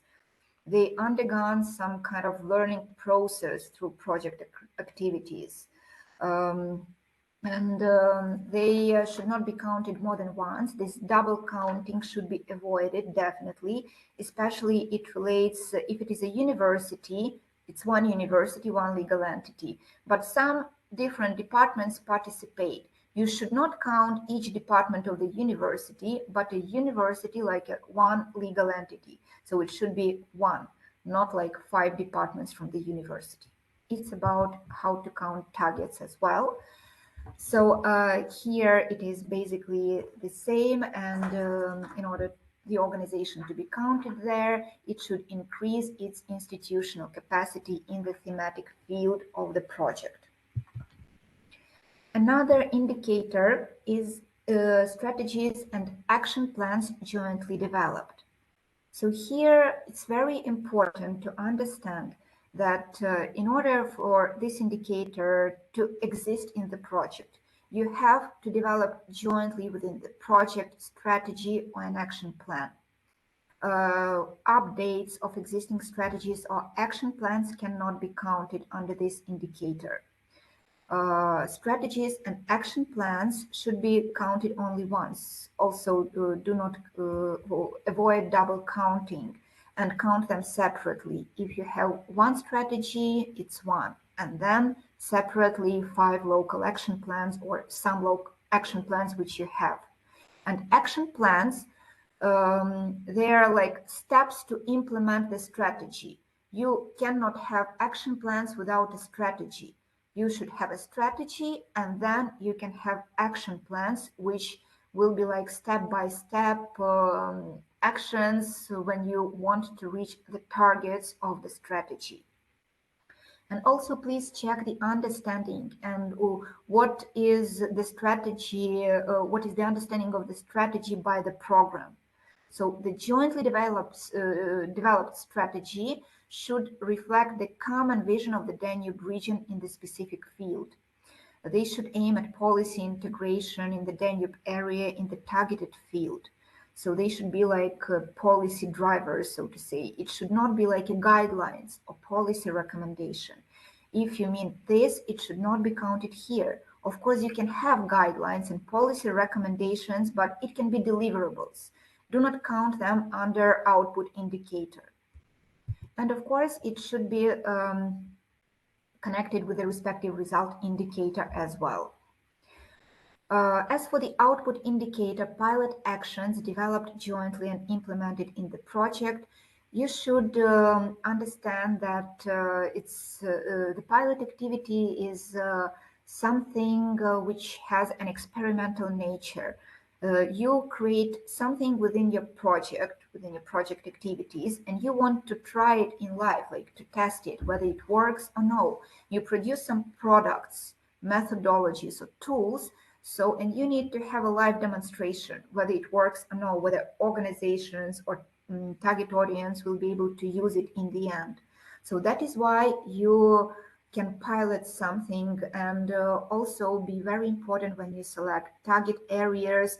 There should be a reason why these communities, let's say, or that country, that region, that city was selected to pilot something. It has to be described in needs and challenges as well. And also, it cannot be considered like pilot should always result in a solution. You do something, you test, you see whether it works or no, and then you can have an output indicator solution. Jointly developed solutions, so there basically should come from the pilot actions. So you can see whether some technologies, methodologies, concepts, or guidelines, processes work or no. And also solutions, the result indicator solutions taken up or upscaled by organizations. This indicator counts solutions that are used by at least one organization within or outside the project partnership. The solution should be used either by an organization that was not using it before the project or by an organization that was already using it before the project and will now extend the planned duration or increase the scale. And the last indicator is that relates only to specific objective governance, 4.2. This output indicator does not have a result indicator. So actually it's stands alone. I will come back to the general scheme for you to be able to see it. So, but this indicator projects supporting cooperation across borders to develop urban-rural linkages. This can be the case that if you want to apply in the specific objective 4.2 governance, and you can have this indicator, you can include it. So basically this indicator counts the number of projects with the focus to enhance the cooperation across borders between urban-rural areas, and the target value should be 1.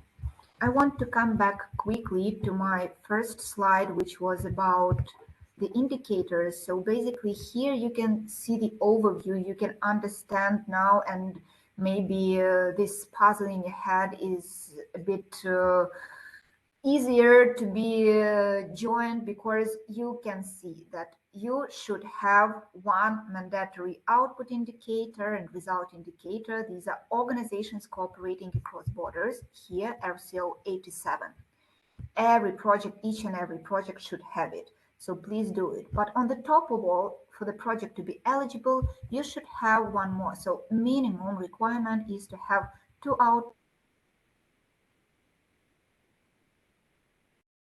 SO 3.1, 3.2, and the last one about urban-rural linkages relates to SO 4.2.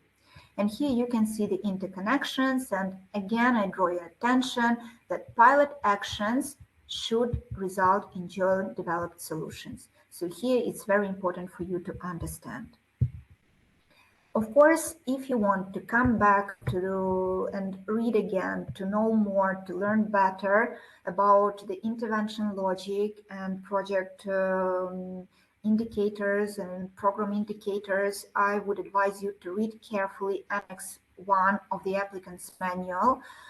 Here you can see the link, but it's all available on the website. It's the applicant's manual. You open this document, go down, and there will be Annex 1, which I consider to be like a very important one for you to understand, because by output and result indicators, you measure your success, basically the achievements of the project.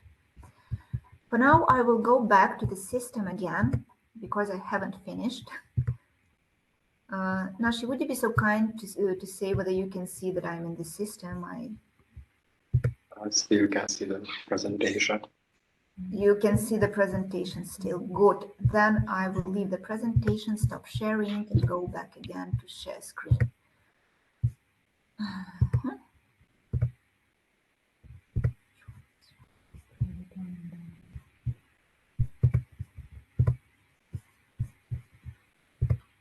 Okay, can you see it now? Yes. Super. Thank you so much. So after filling in the project work plan and indicating under specific objectives output indicators we have just discussed, so here you need to give a title to your output indicator, to select which indicator it is, to provide a target value, to indicate the period, and to describe the output indicator. So here also it's very important for you to indicate how outputs will be taken up in practice by the target groups.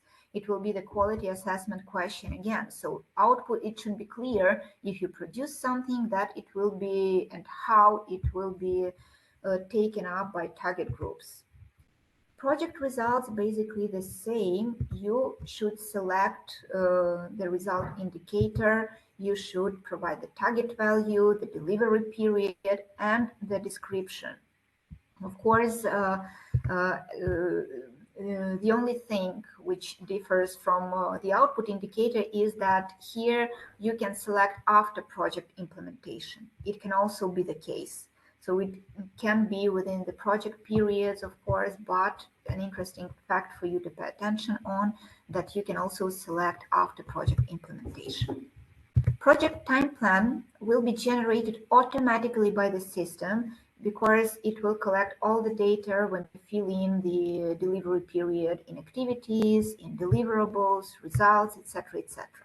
So here you just can observe your time plan and analyze it just before the submission. It's very important for you to plan your activities properly because the spending forecast will depend greatly on this.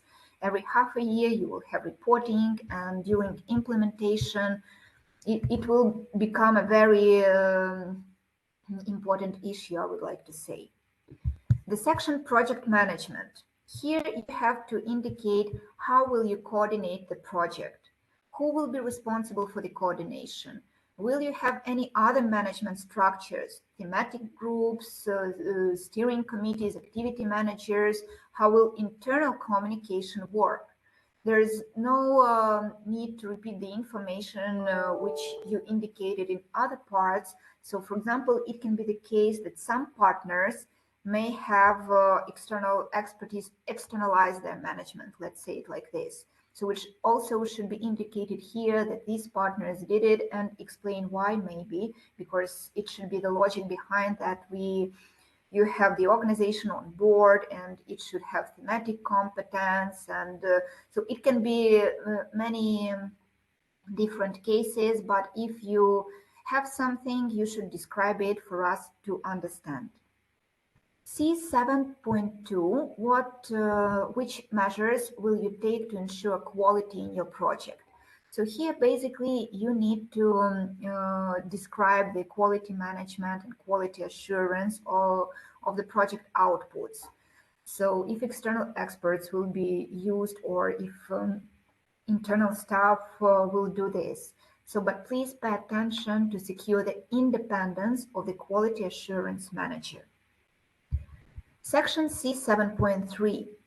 What will be the general approach you will follow to communicate about your project? So here you shall describe the how the project communication will be coordinated, how you will ensure the involvement of partners, highlighting also how the communication function will contribute to transfer the project results.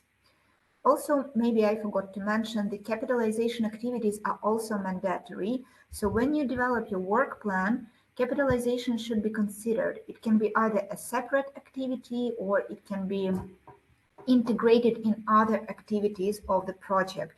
But capitalization should be minded always. So here we talk about the internal communication, basically, and the coordination in your project. So in this section, we expect from you to describe how the communication activities will happen. C7.4. How do you foresee the financial management of the project and ensure that the spending forecast is kept? So here you need to provide the description of responsibilities, deadlines in financial flows, reporting flows, project-related transfers, reclaims. Basically, here you can also mention about some risk management, because it can be the case. So here we also expect from you the detailed description, including responsibilities on how you're going to monitor the spending forecast. So all these information should be presented here. The next is cooperation criteria, and take it seriously, please, because it is also an eligibility criteria, because minimum 3 cooperation criteria should be marked.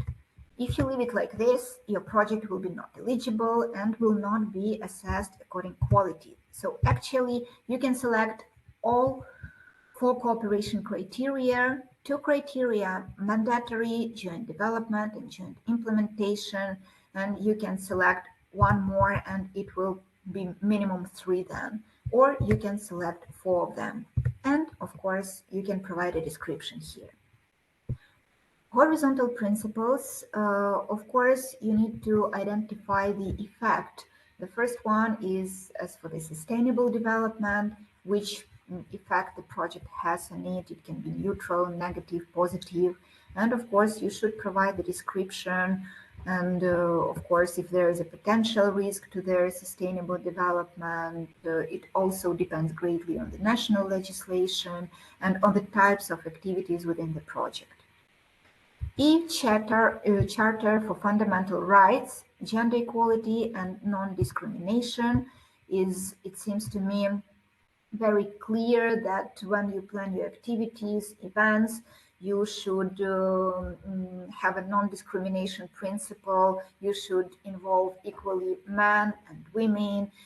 Disabled should have a possible opportunity to participate, different nations, Roma population. So actually here you have to illustrate that your project will observe this principle.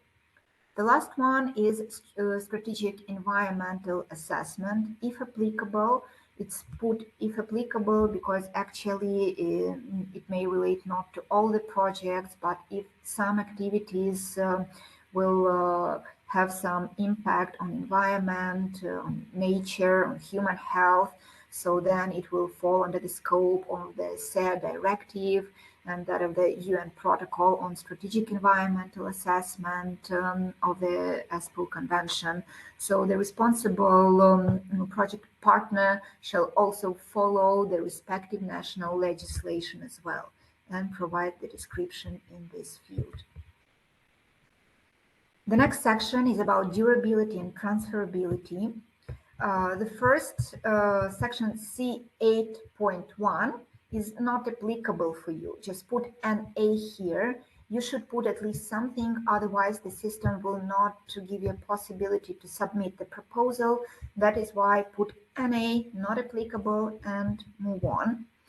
Here you need to describe the durability of your results. So actually it's very important for us to understand that you produce something within the project and it is durable. It has even life after the project completion. Be very precise here, identify how it's going to happen, why.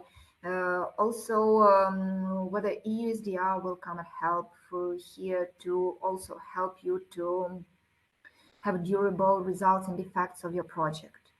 Transferability is very important because you should have transferable results and outputs because the Danube region is big and diverse and 14 countries are involved. So if your project consortium cover like 7 countries, these results which you produce should be transferable to other Danube region area or even outside the Danube region area, which would also be appreciated.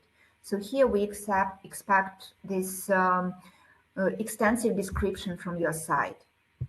Here we also can see application annexes in the system. I will stop here because the next part will be explained by my financial colleague Mirjana. Application annexes. This is the part where you need to upload all those declarations, partnership agreement, which Kotelin mentioned about. So actually, and there was also a question about digital signatures, which are acceptable, not on the subsidy contract, but on the declarations and partnership agreement. Here, you can check and submit the project. So you can run the pre-submission check. It will show you whether you have mistakes. Of course, we have 6 issues, so you can see the fields where you have mistakes, and you can manage them. And then by pushing the button Submit Project Application, you can basically submit. You can submit the application form in GEMS only before the deadline. The system will be closed after the deadline, after the 3rd of April, 2:00 p.m. Central European Time. Also, many of you asked about the application form, not in GEMS, whether it is accessible or no. So basically, we do not have like the Word document, but you should work in the system and you should apply through GEMS. But for yourself, you can export application form So here you can export budget separately and application form in PDF version by pushing the button export. And when you filled in something you want to check or you just want to see how the full application looks like, you can generate it here. So I think I finished my part. Hope you're not very tired. I understand that it was like an extensive information from our side. And if we have questions, I'm ready to answer them. So Nashwan, would you be so kind to guide me? Because yes, we have questions, but there are several topics, so I suggest to continue, and at the end, both of you will answer. okay. Okay, then we will have a break because I think you are tired, and the break will be 12:30. Now it's 12:06, so let's meet at 12:30, and we will continue with the financial part. So hope you enjoyed the presentation, and still when you have rest, you will be more satisfied. So we are waiting for you at 12:30. See you around.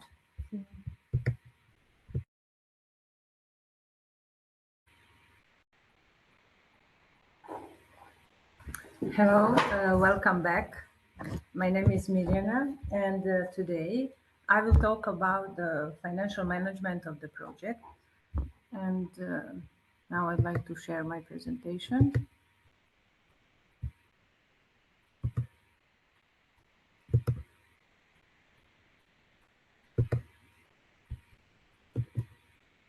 So today we will talk about the project budget planning.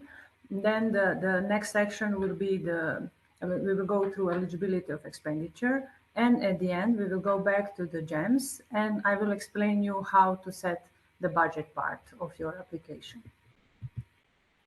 Well, I would like to mention the most important aspects of the project budget planning. What is important is that the budget of the partner should be realistic, which means that the partner's budget should be built up based on their activities by defining the costs per cost categories and per periods. Of course, the project budget will be built based on the project budget will be built based on the budgets of the project partners. They will produce the total budget overview. What you also should take into consideration when planning budget are the simplified cost options that we can offer you. So there is a preparation cost, which is use of lump sum, which is 18,500 euros. I will talk more about in the following sections. Then we have under the staff cost possibility to use the flat rate of 20% of the direct cost other than staff cost. Then there is a cost category for office administrative cost, a flat rate of 15% of staff cost. And the last but not the least is a travel and accommodation flat rate of 15% of staff cost. So then what is also important to mention is that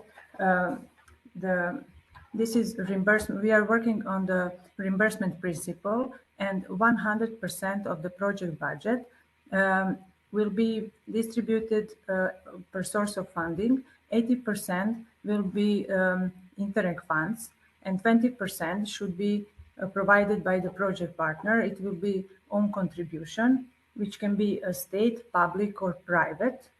This depends on the national level and how it is set in every country. And for this information, you should contact the national contact points. They will provide you all the information relevant for that country. What also should be taken into consideration when the budgeting of the project partner's budget, which also, of course, the lead applicant should take care of this as well, to take into consideration and remind the project partners coming from Austria, Germany, and Moldova that they have to plan the control costs, because in these three countries, control costs are paid from the project budgets. This cost should be planned under external expertise and services cost category, and the informations about the amount which should be budgeted will be provided also by the national contact points. And definitely you should ask them for support. What also is important that the budget of the partners and of course the project budget is planned in euros. So euro is the currency in which all the expenditure will be reported, and also the EU contribution will be transferred to the lead partner in euro. Spending forecast of the project should be planned. I already mentioned per reporting periods. So as I already mentioned, the spending forecast at the partner level will produce the project spending forecast. The periods are mostly 6 months, with the exception of the last one, which can be different depending on the duration of the project itself. Spending forecast should be in line with the time plan of the project, and it should be planned carefully.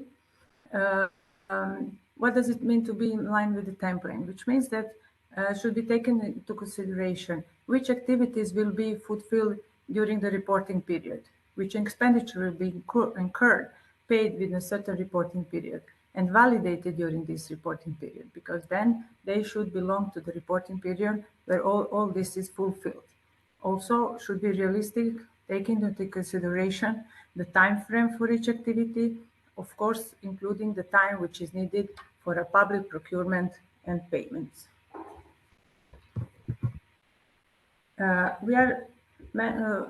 Spending forecast of the project is very important, and that's why I'm underlining, because it will be part of the subsidy contract.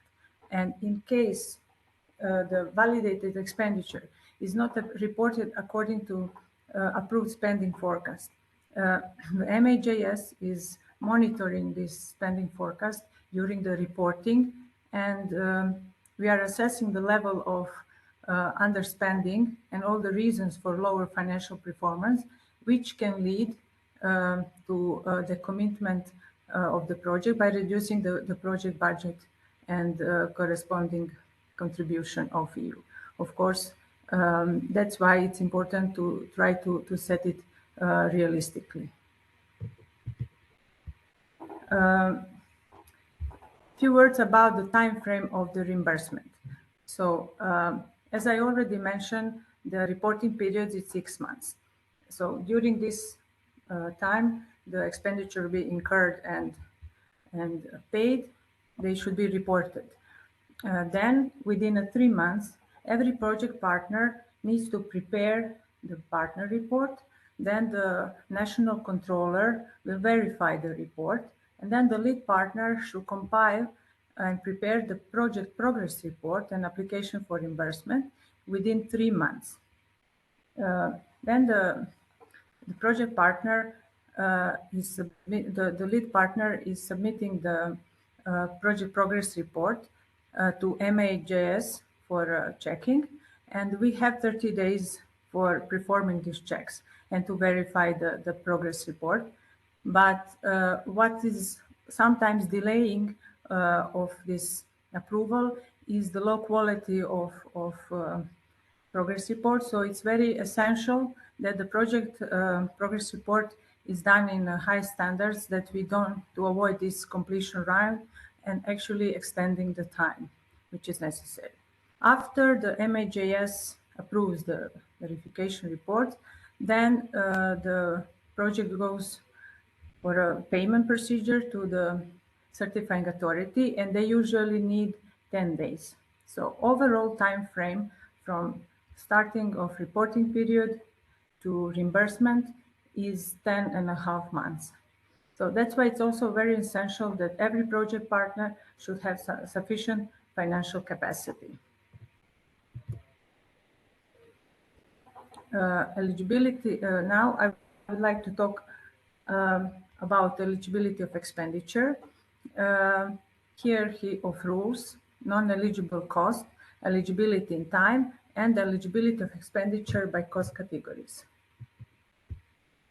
Highest level of rules in our hierarchy are the EU regulation. Then the program rules comes, which are mostly defined in the manual on eligibility of expenditure.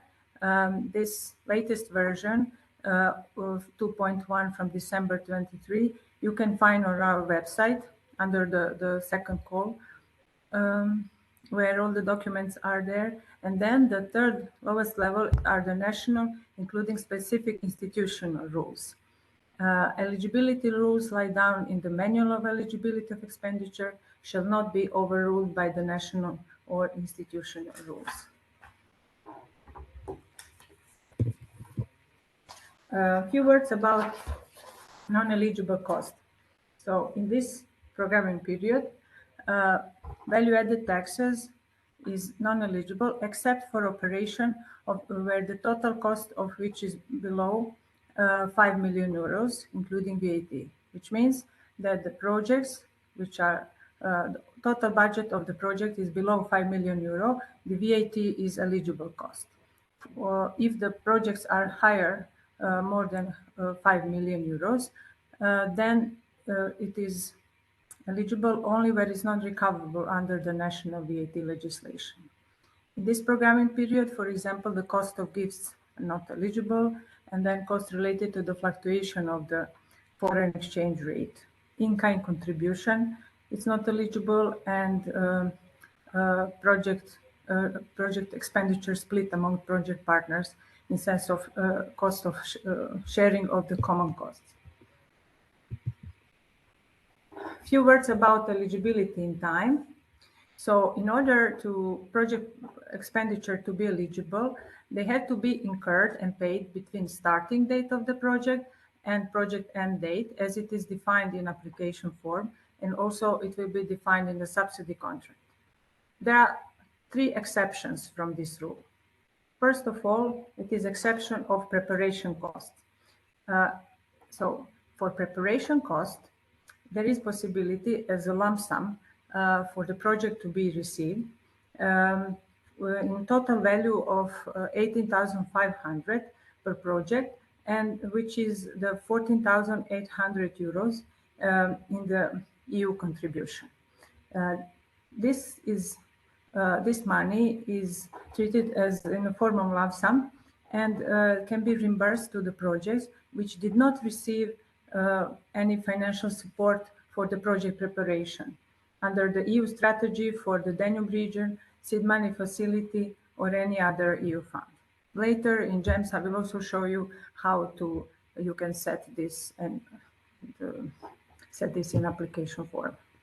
Then the following exception from this rule of eligibility in time are the control costs related to the last progress report in application for reimbursement, because they can be incurred and paid after the end date of the project, but within 60 calendar days from the end date of the project. And also exception is covering the expenditure which are incurred in the last reporting period. They can be paid within 60 calendar days from the end date of the project.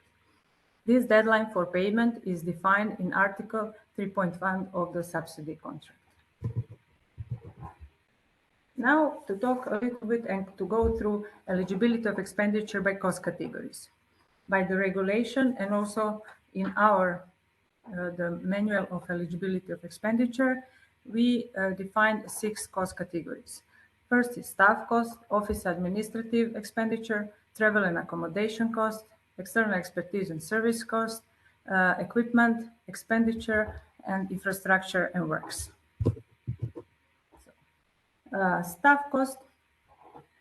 When you're planning the staff cost, you should consider under this cost category the personnel cost, the cost of personnel employed by the beneficiary institution and executing the task for the project. Under this, you should consider the salary payments and any other directly links cost directly linked to the salary payments which are incurred and paid by the employer, such as employment taxes and social security contributions.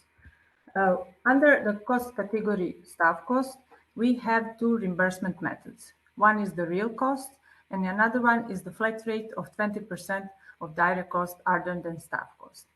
What is important to underline is that each partner must choose one of the reimbursement options in the final application form, and the selected method has to remain unchanged through the entire period of the project. Now, a few words about each method.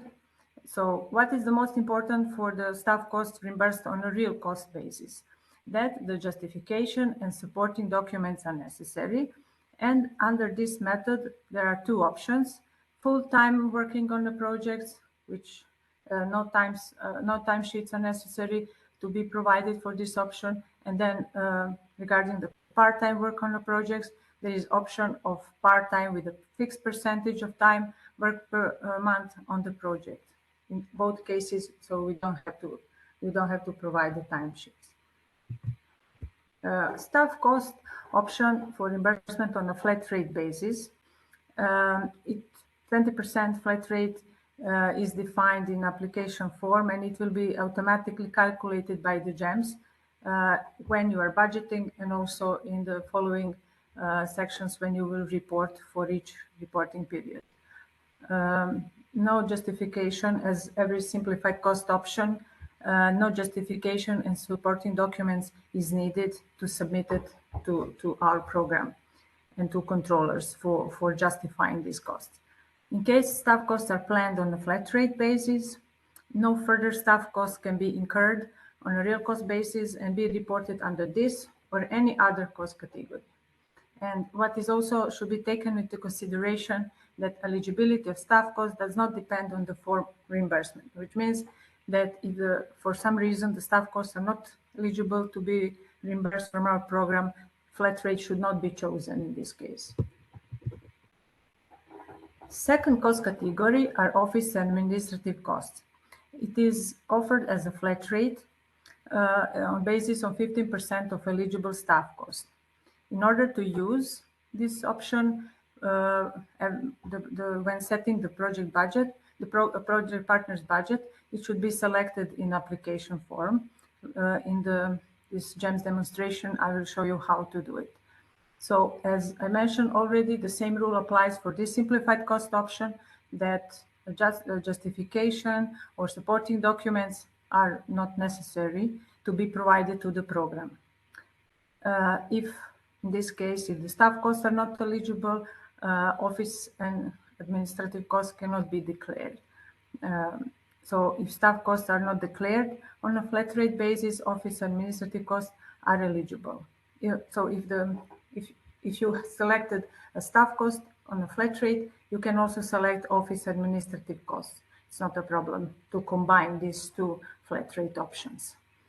And what is also very important is that office administrative costs cannot be claimed as a direct cost under any other cost category. And here you have the types of expenditure which are included under this cost category. It's exclusive list coming from the regulation, and also you will find it in our eligibility of expenditure manual.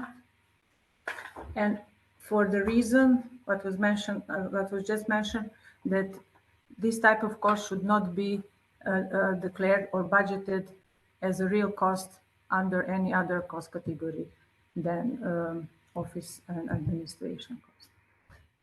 Travel and accommodation cost. Under this cost category, the project-related travel cost of the project staff employed and associate strategic partners should be financed by the beneficiary. We have here also two methods of reimbursement. The flat rate of the 15% of the staff cost and real cost option can be chosen in duly justified cases. How, for example, when the project partner comes from the not accessible areas, or he's not reimbursing staff cost, or has very low staff cost. What is important to mention is that method will be set during the condition clearing in the final application form and has to remain unchanged through the entire period.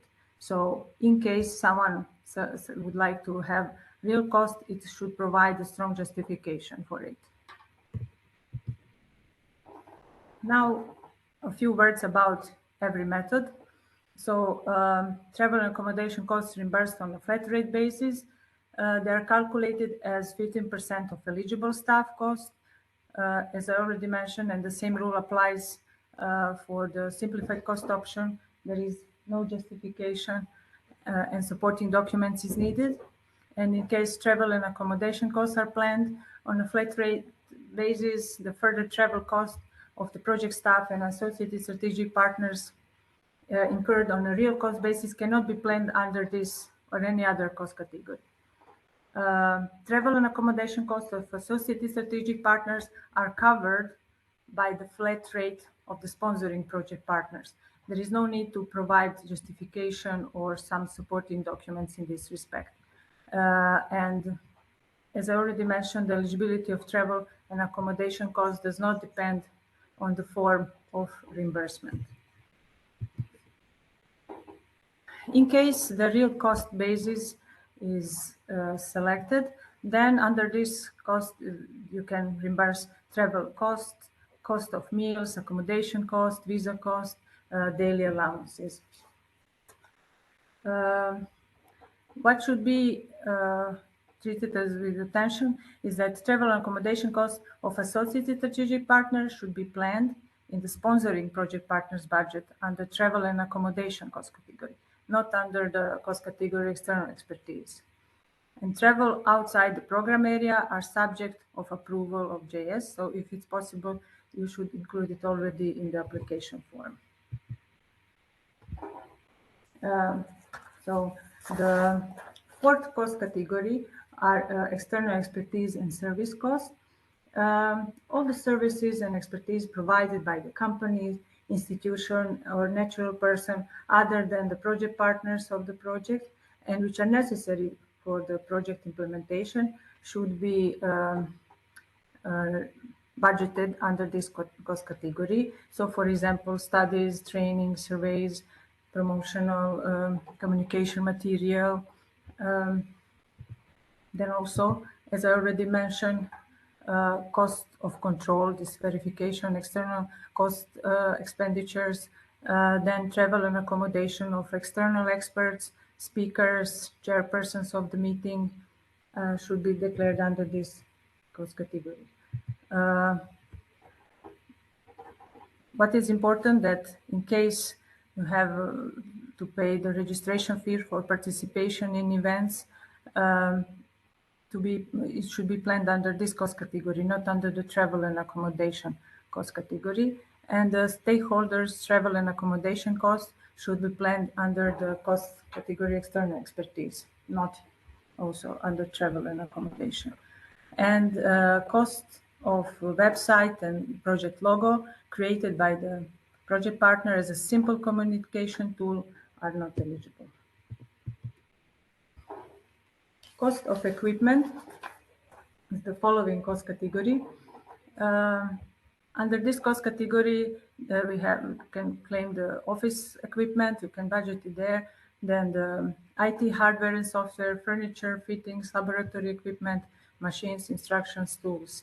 What is important to mention is that they have to be listed in approved application form. I will show you the section where it should be filled in. And then the full cost of equipment can be allocated to the project if it's in line with the national or institutional regulation. If not, only depreciation cost should be allocated to the project. And there is also option of rental or leasing cost for a certain period during the project lifetime. We have also option of purchasing the specific thematic second-hand equipment, of course, in justified cases, if the following conditions are fulfilled, that no other assistance has been received for it from the Interreg funds, that the price does not exceed the generally acceptance price in the on the market in question, and is there the technical characteristic? It has a technical characteristics necessary for the operation and complies with applicable norms and standards. Few words about the sixth cost category of the infrastructure and works. Under this cost category, the building permits, building material, labor, specified specialized intervention should be mentioned. As Natalia already mentioned, we are small scale infrastructure is only eligible. We are financing the investment which are having the transnational character, and it has to be demonstrated in the dedicated section for that, and then activity should be approved in application form. Cost, that is important, is to mention that investment cost can be divided among different cost categories. Under this cost category, infrastructure and works can dedicate only these few building permits, building material, labor, which relates to investment or certain cost. And so I would like to give an example, for example, information and visitor centers, which are located in different countries of the program, which are presenting the Danube region heritage, but not focus on specific site or narrow area. Okay, I finished my presentation. Now I would like to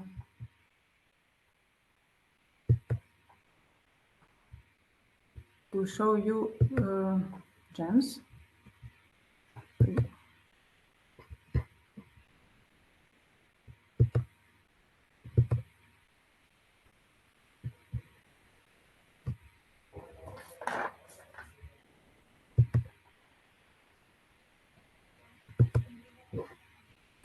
Do you see my? Do you see the gems? Nasha, can you confirm? Yes. Thanks.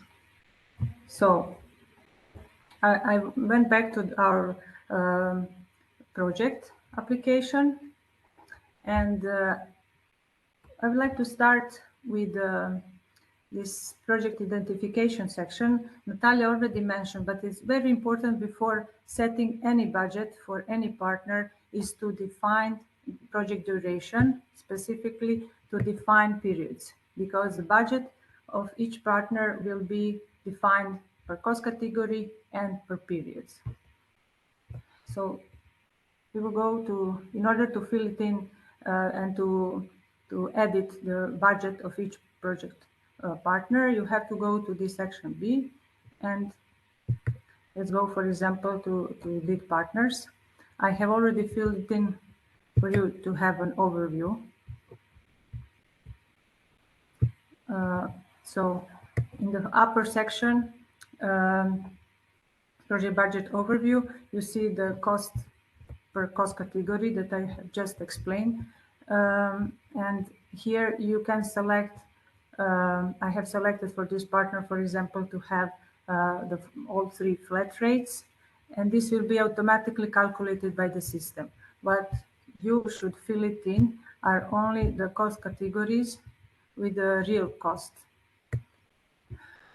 Then I would like to, I will now open and go to the project partners too, because this part I didn't fill it in, just to show you how this looks like. So let's say that this partner would like to have the staff cost flat rate and office, and let's say also travel.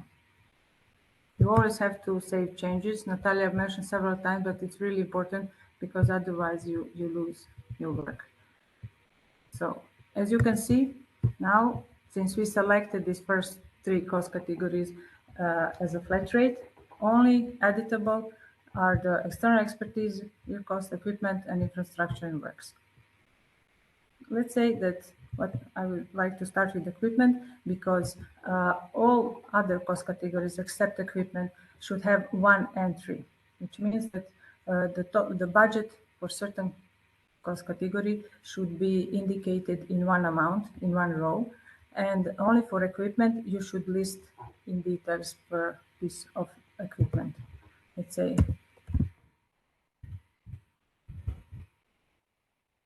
computer, one.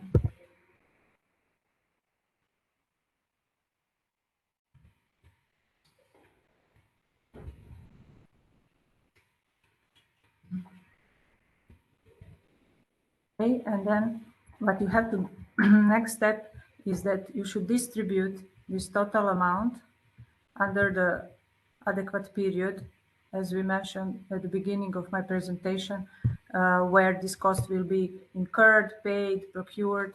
So let's say that in the period 2, this computer will be finalized.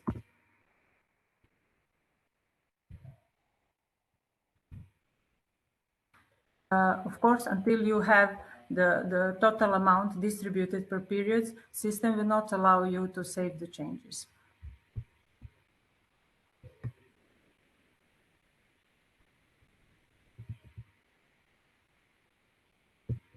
And then here, then the equipment is defined. As you can see, the system automatically calculated also the staff cost, office administrative cost, and travel and accommodation cost.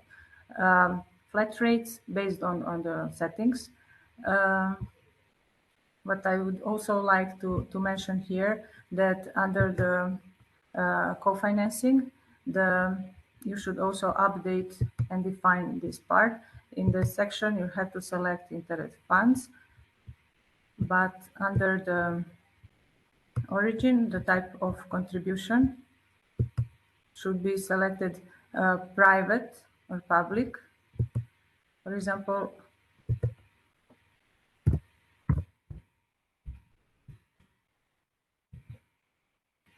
and then add new contribution. Here, it can be if you need to add state contribution, for example, if the project partner has defined state contribution, or if you have several contributions. So it is possible to add several contribution types for this, but in this case I will delete. Also, what is important, if you fill it in this part and then afterwards you had some changes in the budget, you have to update this part also to be in line with the budget, so with the amounts of co-financing. I'd like to show you how to fill in for the lead partners. I didn't save, just a second. You see, it's a good reminder to save the changes, but I will go now to show you under the section E. I will go, sorry, on the lead partners budget, because in our program, the preparation cost, if they are eligible for financing for this project, should be defined under the lead partners budget. So it should be defined here. And under section E, add lump sum. So you should select operation cost, should select operation period, and then this 18,500 you should distribute among I mean, you have an option to distribute among the project partners, but you should define it only under the lead partners budget. And then, of course, when you fill it in the sufficient, when it's in line with the costs eligible, then the system gives you possibility to save the changes. Then we can go just for you to have an overview of the lead partner's budget. He has automatically calculated also the lump sum in his. I would like to show you also the overview tables. So basically, there are three categories. In this first table, you can see the project budget per fund, where it's, so we have in this programming period only Interreg funds, then the rate, and then depending on the contribution of this every partner, the public, state, and the private contribution of the partners. Then the following summary table is, you can see you have the overview of the project budget per partners and per cost category for each and every partner, and overview of the budget per periods.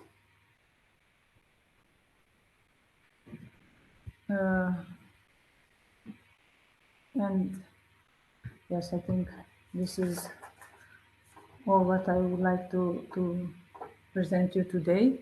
And then, of course, you will run the checks and submit button and take a time, and colleagues already mentioned this, but also you can run these pre-checks, I would say, several times even during the preparation, because it will show you which part are not filled properly, or you miss some information, because it's quite detailed and can be general time consuming to let's say fill it in, because that's why during the preparation of the application form you can run this check without any problem. Of course, you will not, if you fill it in everything correctly, you should not proceed for submission, but just pre-checks can be run several times before submission. Okay, I'll stop sharing my screen, and I think we can go now to questions. Nashi, can you help us? Yes, just a second. Where we should start? Yes, I will go way back, because we had at the beginning some questions relating to budgeting and financing. So when reporting the preparation costs, shall we support the expenditure by invoices, documents, or any equivalent probative value? No.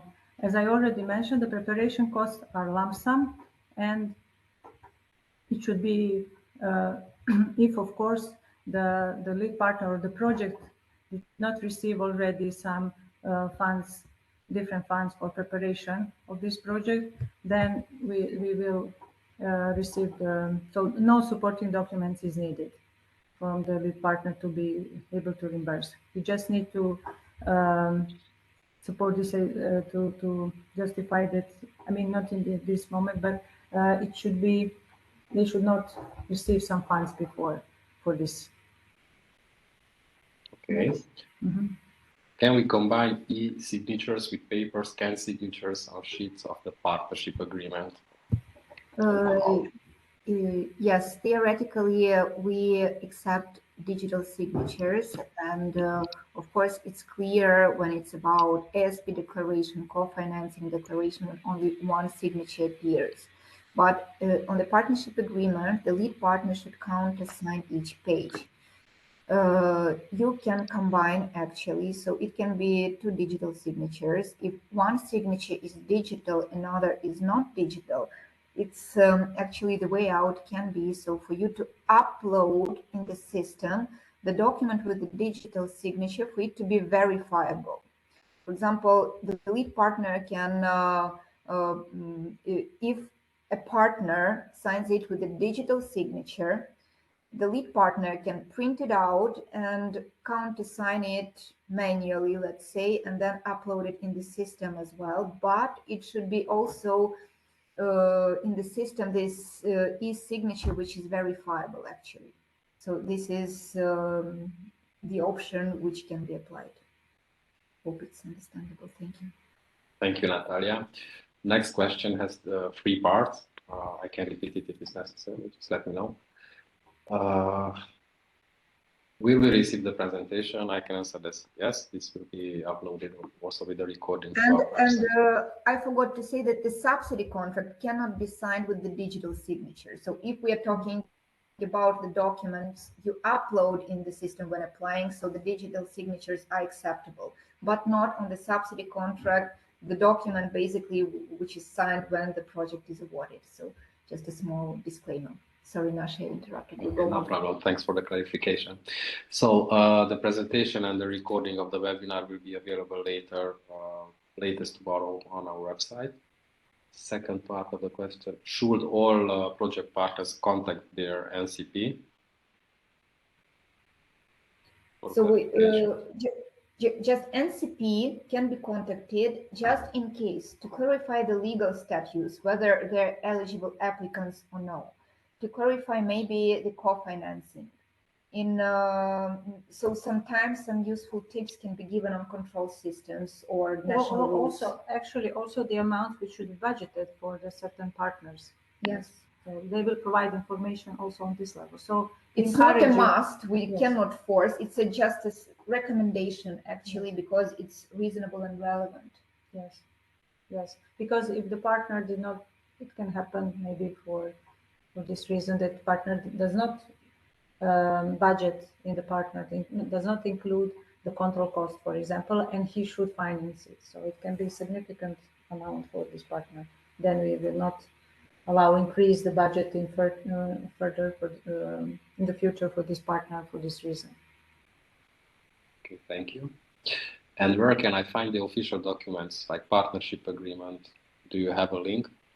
Maybe we can show it. I have posted an answer actually, so it's on our website, so it can be found in chat as well, the link.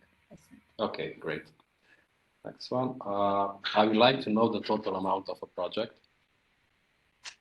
We do not have minimum or maximum amounts, to be frank. So it really depends on the project, on the number of partners involved, on the topic of the project itself.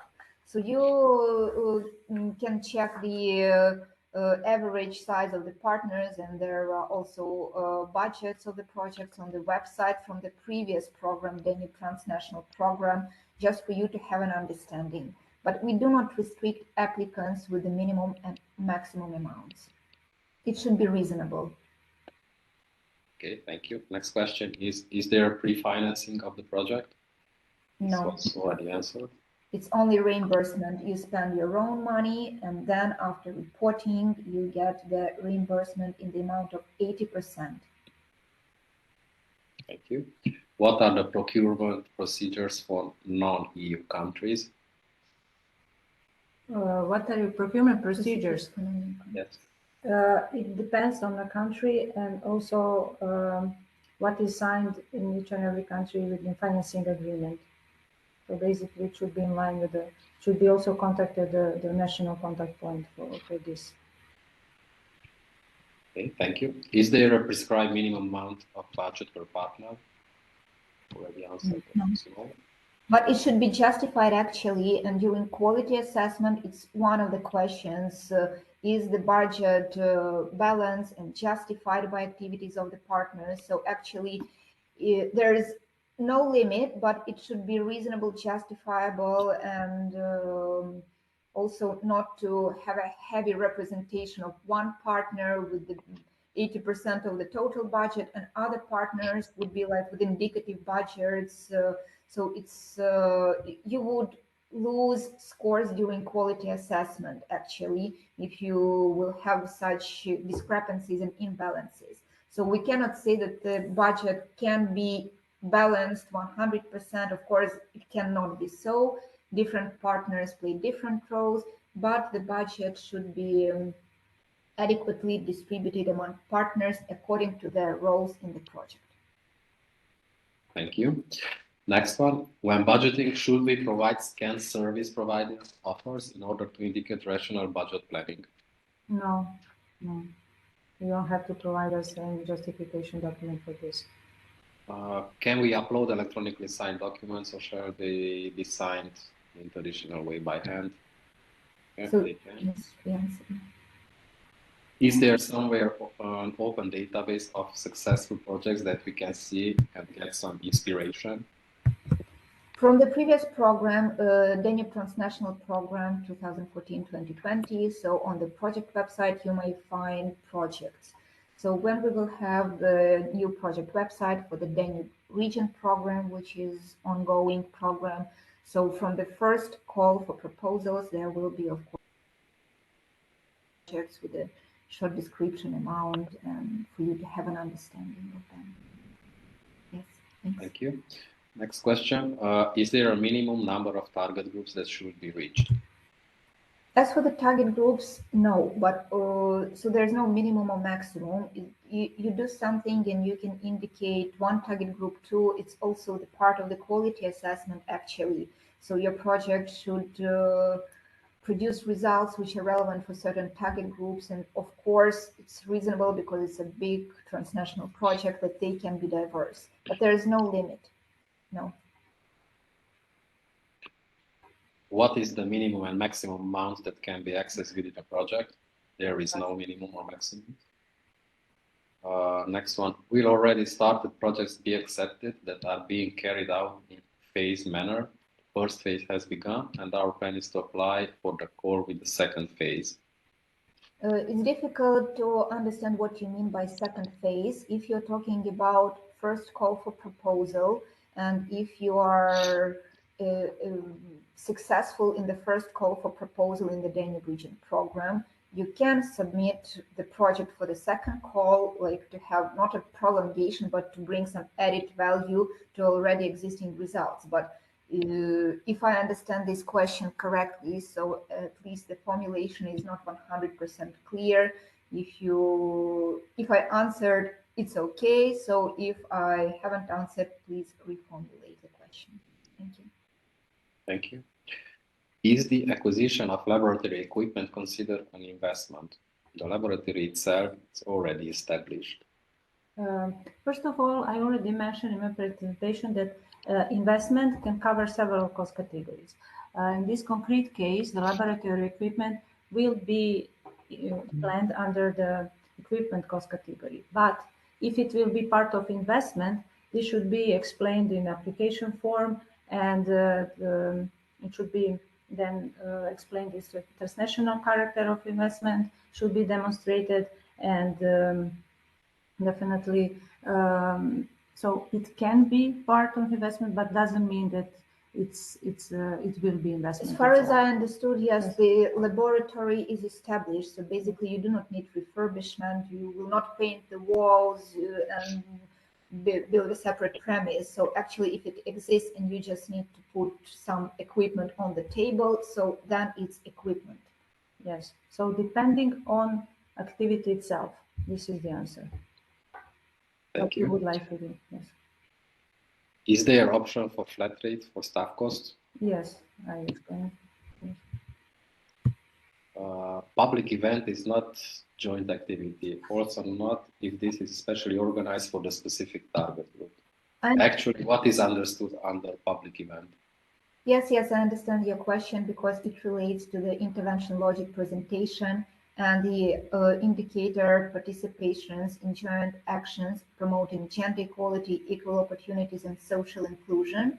So here we mean, for example, that it can be considered as an indicator if public event, if it's just partners meeting, you cannot consider it under this indicator, or I don't know, kickoff event. If it is a targeted event, for example, one project organizes a study visit for addressing horizontal principles, so it's a targeted event for horizontal principles, gender equality, equal opportunities. So yes, of course, it can be counted there.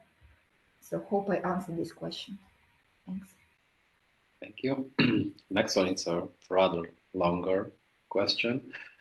What if project's objective is to promote low carbon technologies and the whole point of the project is to test applicability, for example, of some kind of novel low carbon technology like solar panels, fuel cells, etc. In small companies, households, and therefore pilot plants are needed. Does this call finance such projects? So if Horst is around, maybe he can cover this question. If no, I will manage. Okay, actually, it's a topic-related question, and they should address to the responsible project manager, Horst Schindler. So actually, it's difficult to understand the project idea behind this question. So, and if you're talking about just installing solar panels, it seems to be not enough for the transnational relevance, but it can be even a bigger idea behind with bigger partnerships. So if you maybe can contact your responsible project officer for this specific topic, you can get more specific feedback from his side. Yeah. Thank you. Okay, next one. Is there a possibility to implement any figures into GEMS or text only? If it's referring to point 8.1. No, I understood it in the way how that you do not need to upload extra documents, extra diagrams, figures in GEMS. So actually, it will not be assessed even if you do so. So in the application form, you fill in only the text. So it will be assessed. No separate pictures, diagrams, calculations, so nothing is needed. And in the attachment section, only those relevant declarations and partnership agreements should be present. So this will be assessed, and there is no possibility and there is no requirement or need to include something more. As for the descriptive part. Yes, yes. Okay, next one. May the spending reporting periods be shorter than 6 months? Only the last one may be shorter, but this depends on the project duration. Okay, thank you. Please specify if an organization with total annual revenue of 50,000 euros can have a larger state budget. Please specify if an organization with total have a larger state budget. I'm really sorry, I don't understand this question, if it can be reformulated. So actually, we do not check the revenues Yes. of the organizations and their financial Exactly. capacity. So we ask you to describe your competence, and the partners bear responsibility for themselves, that they're eligible. That is why they need to contact their national contact points, that they have enough financial capacity. It is not checked by the project, I mean their financial capacity. Their legal status, yes, because we ask NCPs to confirm it. And as for the financial condition, no. Of course, the organization cannot be under bankruptcy, etc. So that is why we also address to the respective NCP. Thank you. Is it necessary to prove project preparation costs with financial documents if it's lump sum for implementation? It's not necessary. Okay, thank you. Is in contracting allowed in this program? Yes, but the conditions are set in the eligibility of expenditure document you have under the procurement rules. So you can, I encourage you to check the document there, and then you will see if it's in line with your national rules. Thank you. Are musical instruments eligible costs? So theoretically, if we consider the topic of the project and how relevant the purchase of musical instruments are for the project, I think they can be considered as equipment. Yes, but it largely depends on the topic and the specific conditions. So, yeah. Okay.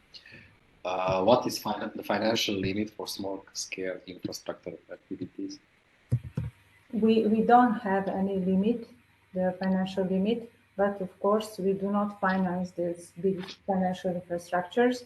We simply, and also what is important, like Natalia already mentioned, for us it's important that this budget is not predominantly infrastructure budget. Say the project budget should not be predominantly used for investment.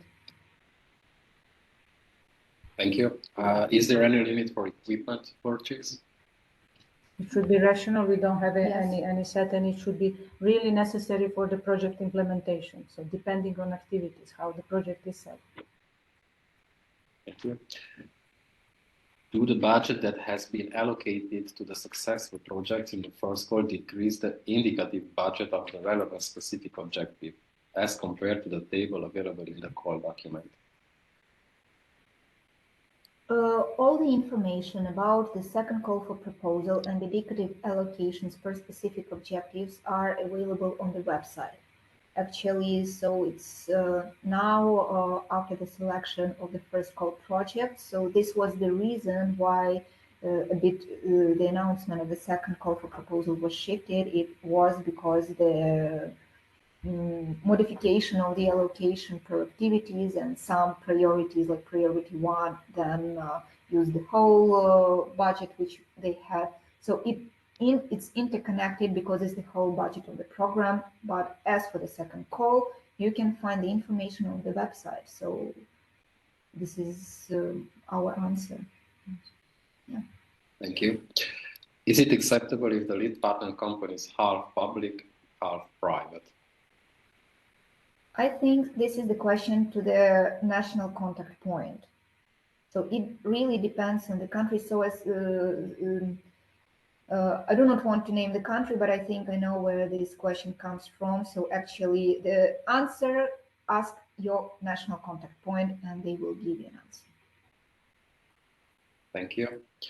Do we need to upload supporting documents like invoices, offers for budgeted activities? In this first phase, when you are planning, no, but when reporting will come, yes, for the real cost categories, which are selected to be under the real cost option, you will have to provide supporting documents.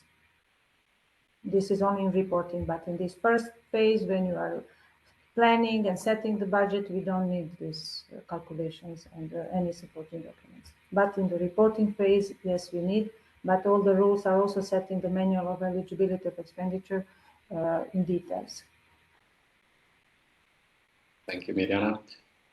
What do you propose in priority 4.2 as regards the composition of the consortium?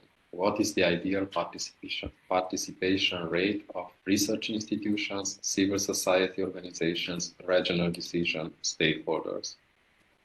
I would say that you should contact your responsible project officer, who is Johannes Gabriel. His contacts are on the project website, but it's difficult to give you a recipe of the ideal partnership.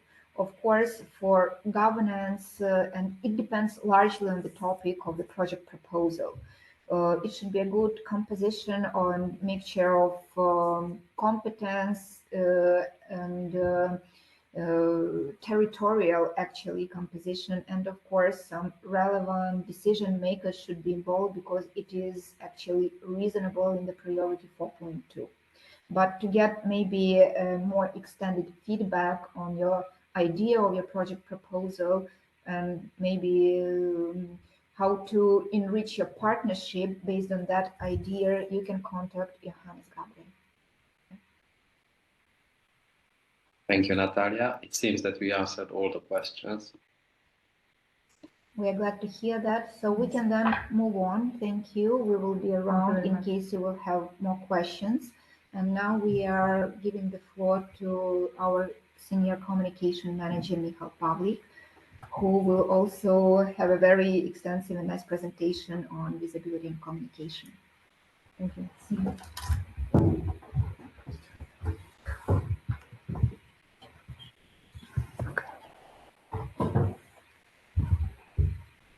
Good afternoon. Thank you, Natalia, for such a nice introduction. My presentation, in fact, will not be that extensive because I think you are already busy absorbing all the other information, which is very detailed with regards to financial aspects of the application and the content part of the application, which already included some information on the communication of the project. But I would like to go through some requirements which you should take into consideration when you plan your activities and your communication, the communication aspect of your project, so that you allocate enough capacity, also in terms of human labor force, and also financially. So I hope I shared my presentation properly.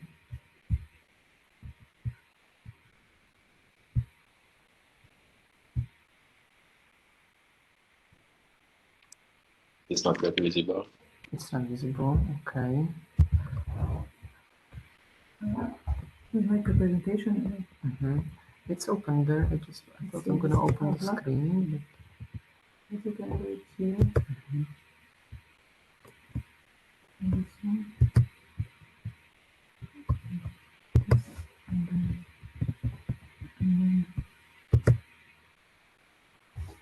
Okay, is it now visible? Yes. Perfect. Thank you for confirming that. So why we even talk about communication requirements? I'm sure that you are aware of all the projects that receive funding from the European Union are branded by this EU emblem and the funding statement or co-funding statement, which says funded or co-funded by the European Union. And we, as a program funded by the European Union, also have to comply with this branding requirements of the EU. And this requirement also applies to all the projects that receive funding from the Interreg Danube Region program. So in this a few next slides, I would like to present to you what are these requirements, and once you are successful and you will receive funding from us, you will be able then to learn all you need to comply with these requirements from our branding guidelines and brand book, which we make available for you. But just for you to know, when you plan your project, when you do the application, when you make the composition of partners, you should already think in advance about someone who will be in the role of the communication manager of the project. This is a very important person also for me in the program to partner with in communication of your project, but also it's important that this person is able to carry out all the communication requirements and visibility requirements that I'm going to present. So something to keep in mind. Of course, you need to ensure these visibility requirements, as said. So this should be a task of the communication manager to take care of this and control that all the activities, all the produced material and outputs of the project are in line with the requirements. And the last point I will also explain a bit more later is that you as a project will be required to contribute to our program communication. We take part in several events on the EU level, also on the regional level, and also we contribute to events organized on the national level by our contact points or institutions that we are associated with. In all of these events or occasions, we will ask for your contribution if we find it fit. So, what are the visibility requirements? Already mentioned, you will have to use the project logo, which comprises of the program logo and the EU emblem already, and acknowledge the support throughout the implementation period of the project. You have to have a project website, and we also recommend that you set up a social media for your project, and you use it regularly, update it regularly with news about the project implementation, about the results, about successes, and so on.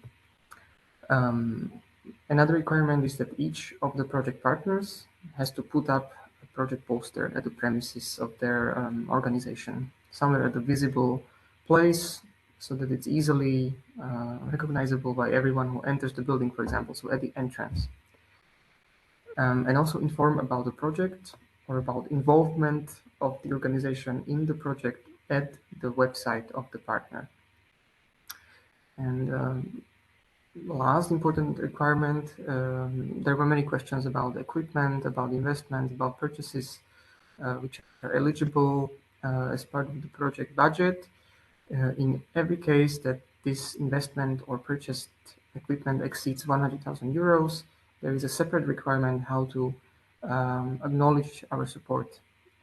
It's not enough then just to put a logo or to acknowledge it verbally, let's say, but you have to put up a plaque or billboard with given attributes. All of this will be explained in the brand book and in our visibility guidelines. Project branding, very briefly, I don't want to get into detail here. All of this again will be explained in detail in the brand book, but basically the project logo will consist of the program logo plus the acronym of the project, the name, and the one that you see here in the presentation is still what we call a working version. We will have a like an official version published soon. So, but that's not that important here. Also, this is the working version of the project logo. But again, as I said, we will have a official version very soon for all our projects. The branding of the project, as we call it, the branding consists of these colors predominantly. So the blue and yellow is the color of the program logo or the EU emblem, and then each project will be using one of the colors of the corresponding priority of the program. These are the four colors, as you can see here on this slide. The poster, what's important, I said it has to be put on display digitally or in print in the premises of each organization, organization partnering in the project. The minimum size is A3, and yeah, it should match the color of the matching thematic objective. But again, this is a detail that you will be later more interested in when you will get support from us. Not so much now. Again, details about these billboards and plaques.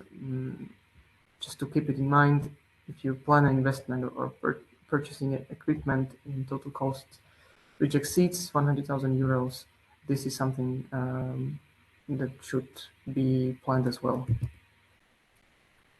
Project website. We will provide you with the project website.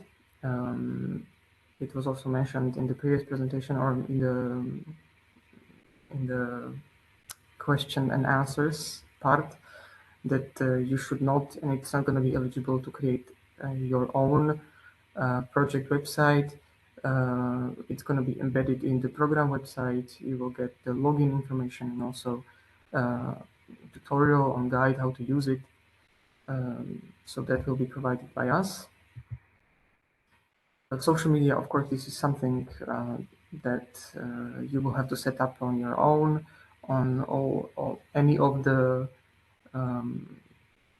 major social networks that are used nowadays. We encourage you to also follow us on social media to get the updates about the program. We also encourage projects to post content, and then we reshare this content. We want to increase the reach of the project. So if you create good content, we follow and we make sure we boost your reach by sharing it on the program channels. And as for acknowledging our support, yes, this is about the public, but also there is example citation that you can use in the materials that you produce as part of the project. This citation, which we expect, should include the name of the project, should include information that your project is supported from the Interreg and the Region program, importantly, and it is co-funded by the European Union. These three things are important so that it is done correctly.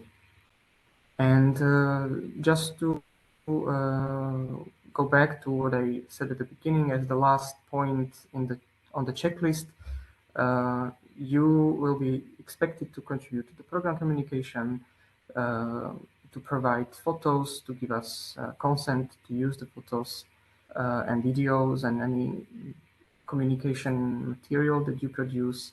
You will be expected to take part in our campaigns and communication activities, and also to contribute to program and EU-wide events. And that's all for now from my side. I think I can disconnect now. Yes, this one, yeah, and then this one. This one, it's in Hungarian.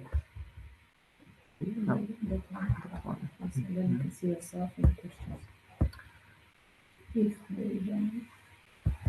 are there any questions?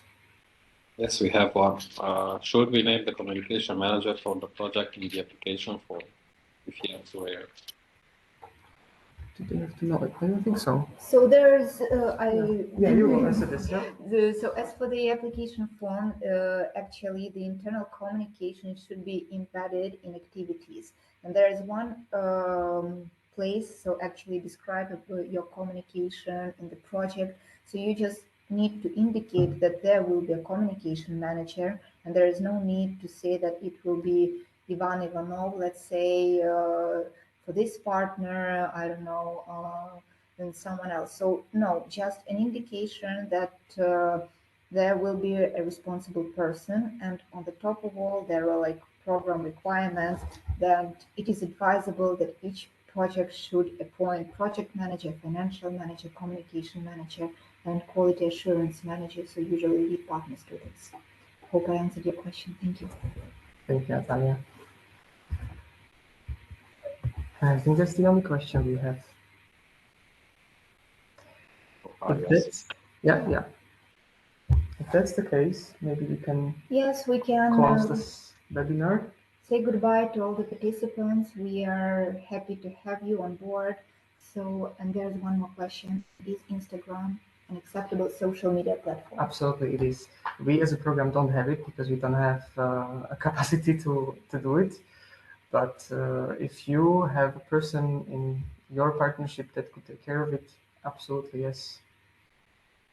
So the record of the event will be published. If you will have any further questions, contact directly to the program. Thank you very much. Happy Bye-bye. Valentine's Day. Yes. Yes, thank you very much for your active contribution. Thank you very much. Bye-bye. Bye-bye. Bye. Bye.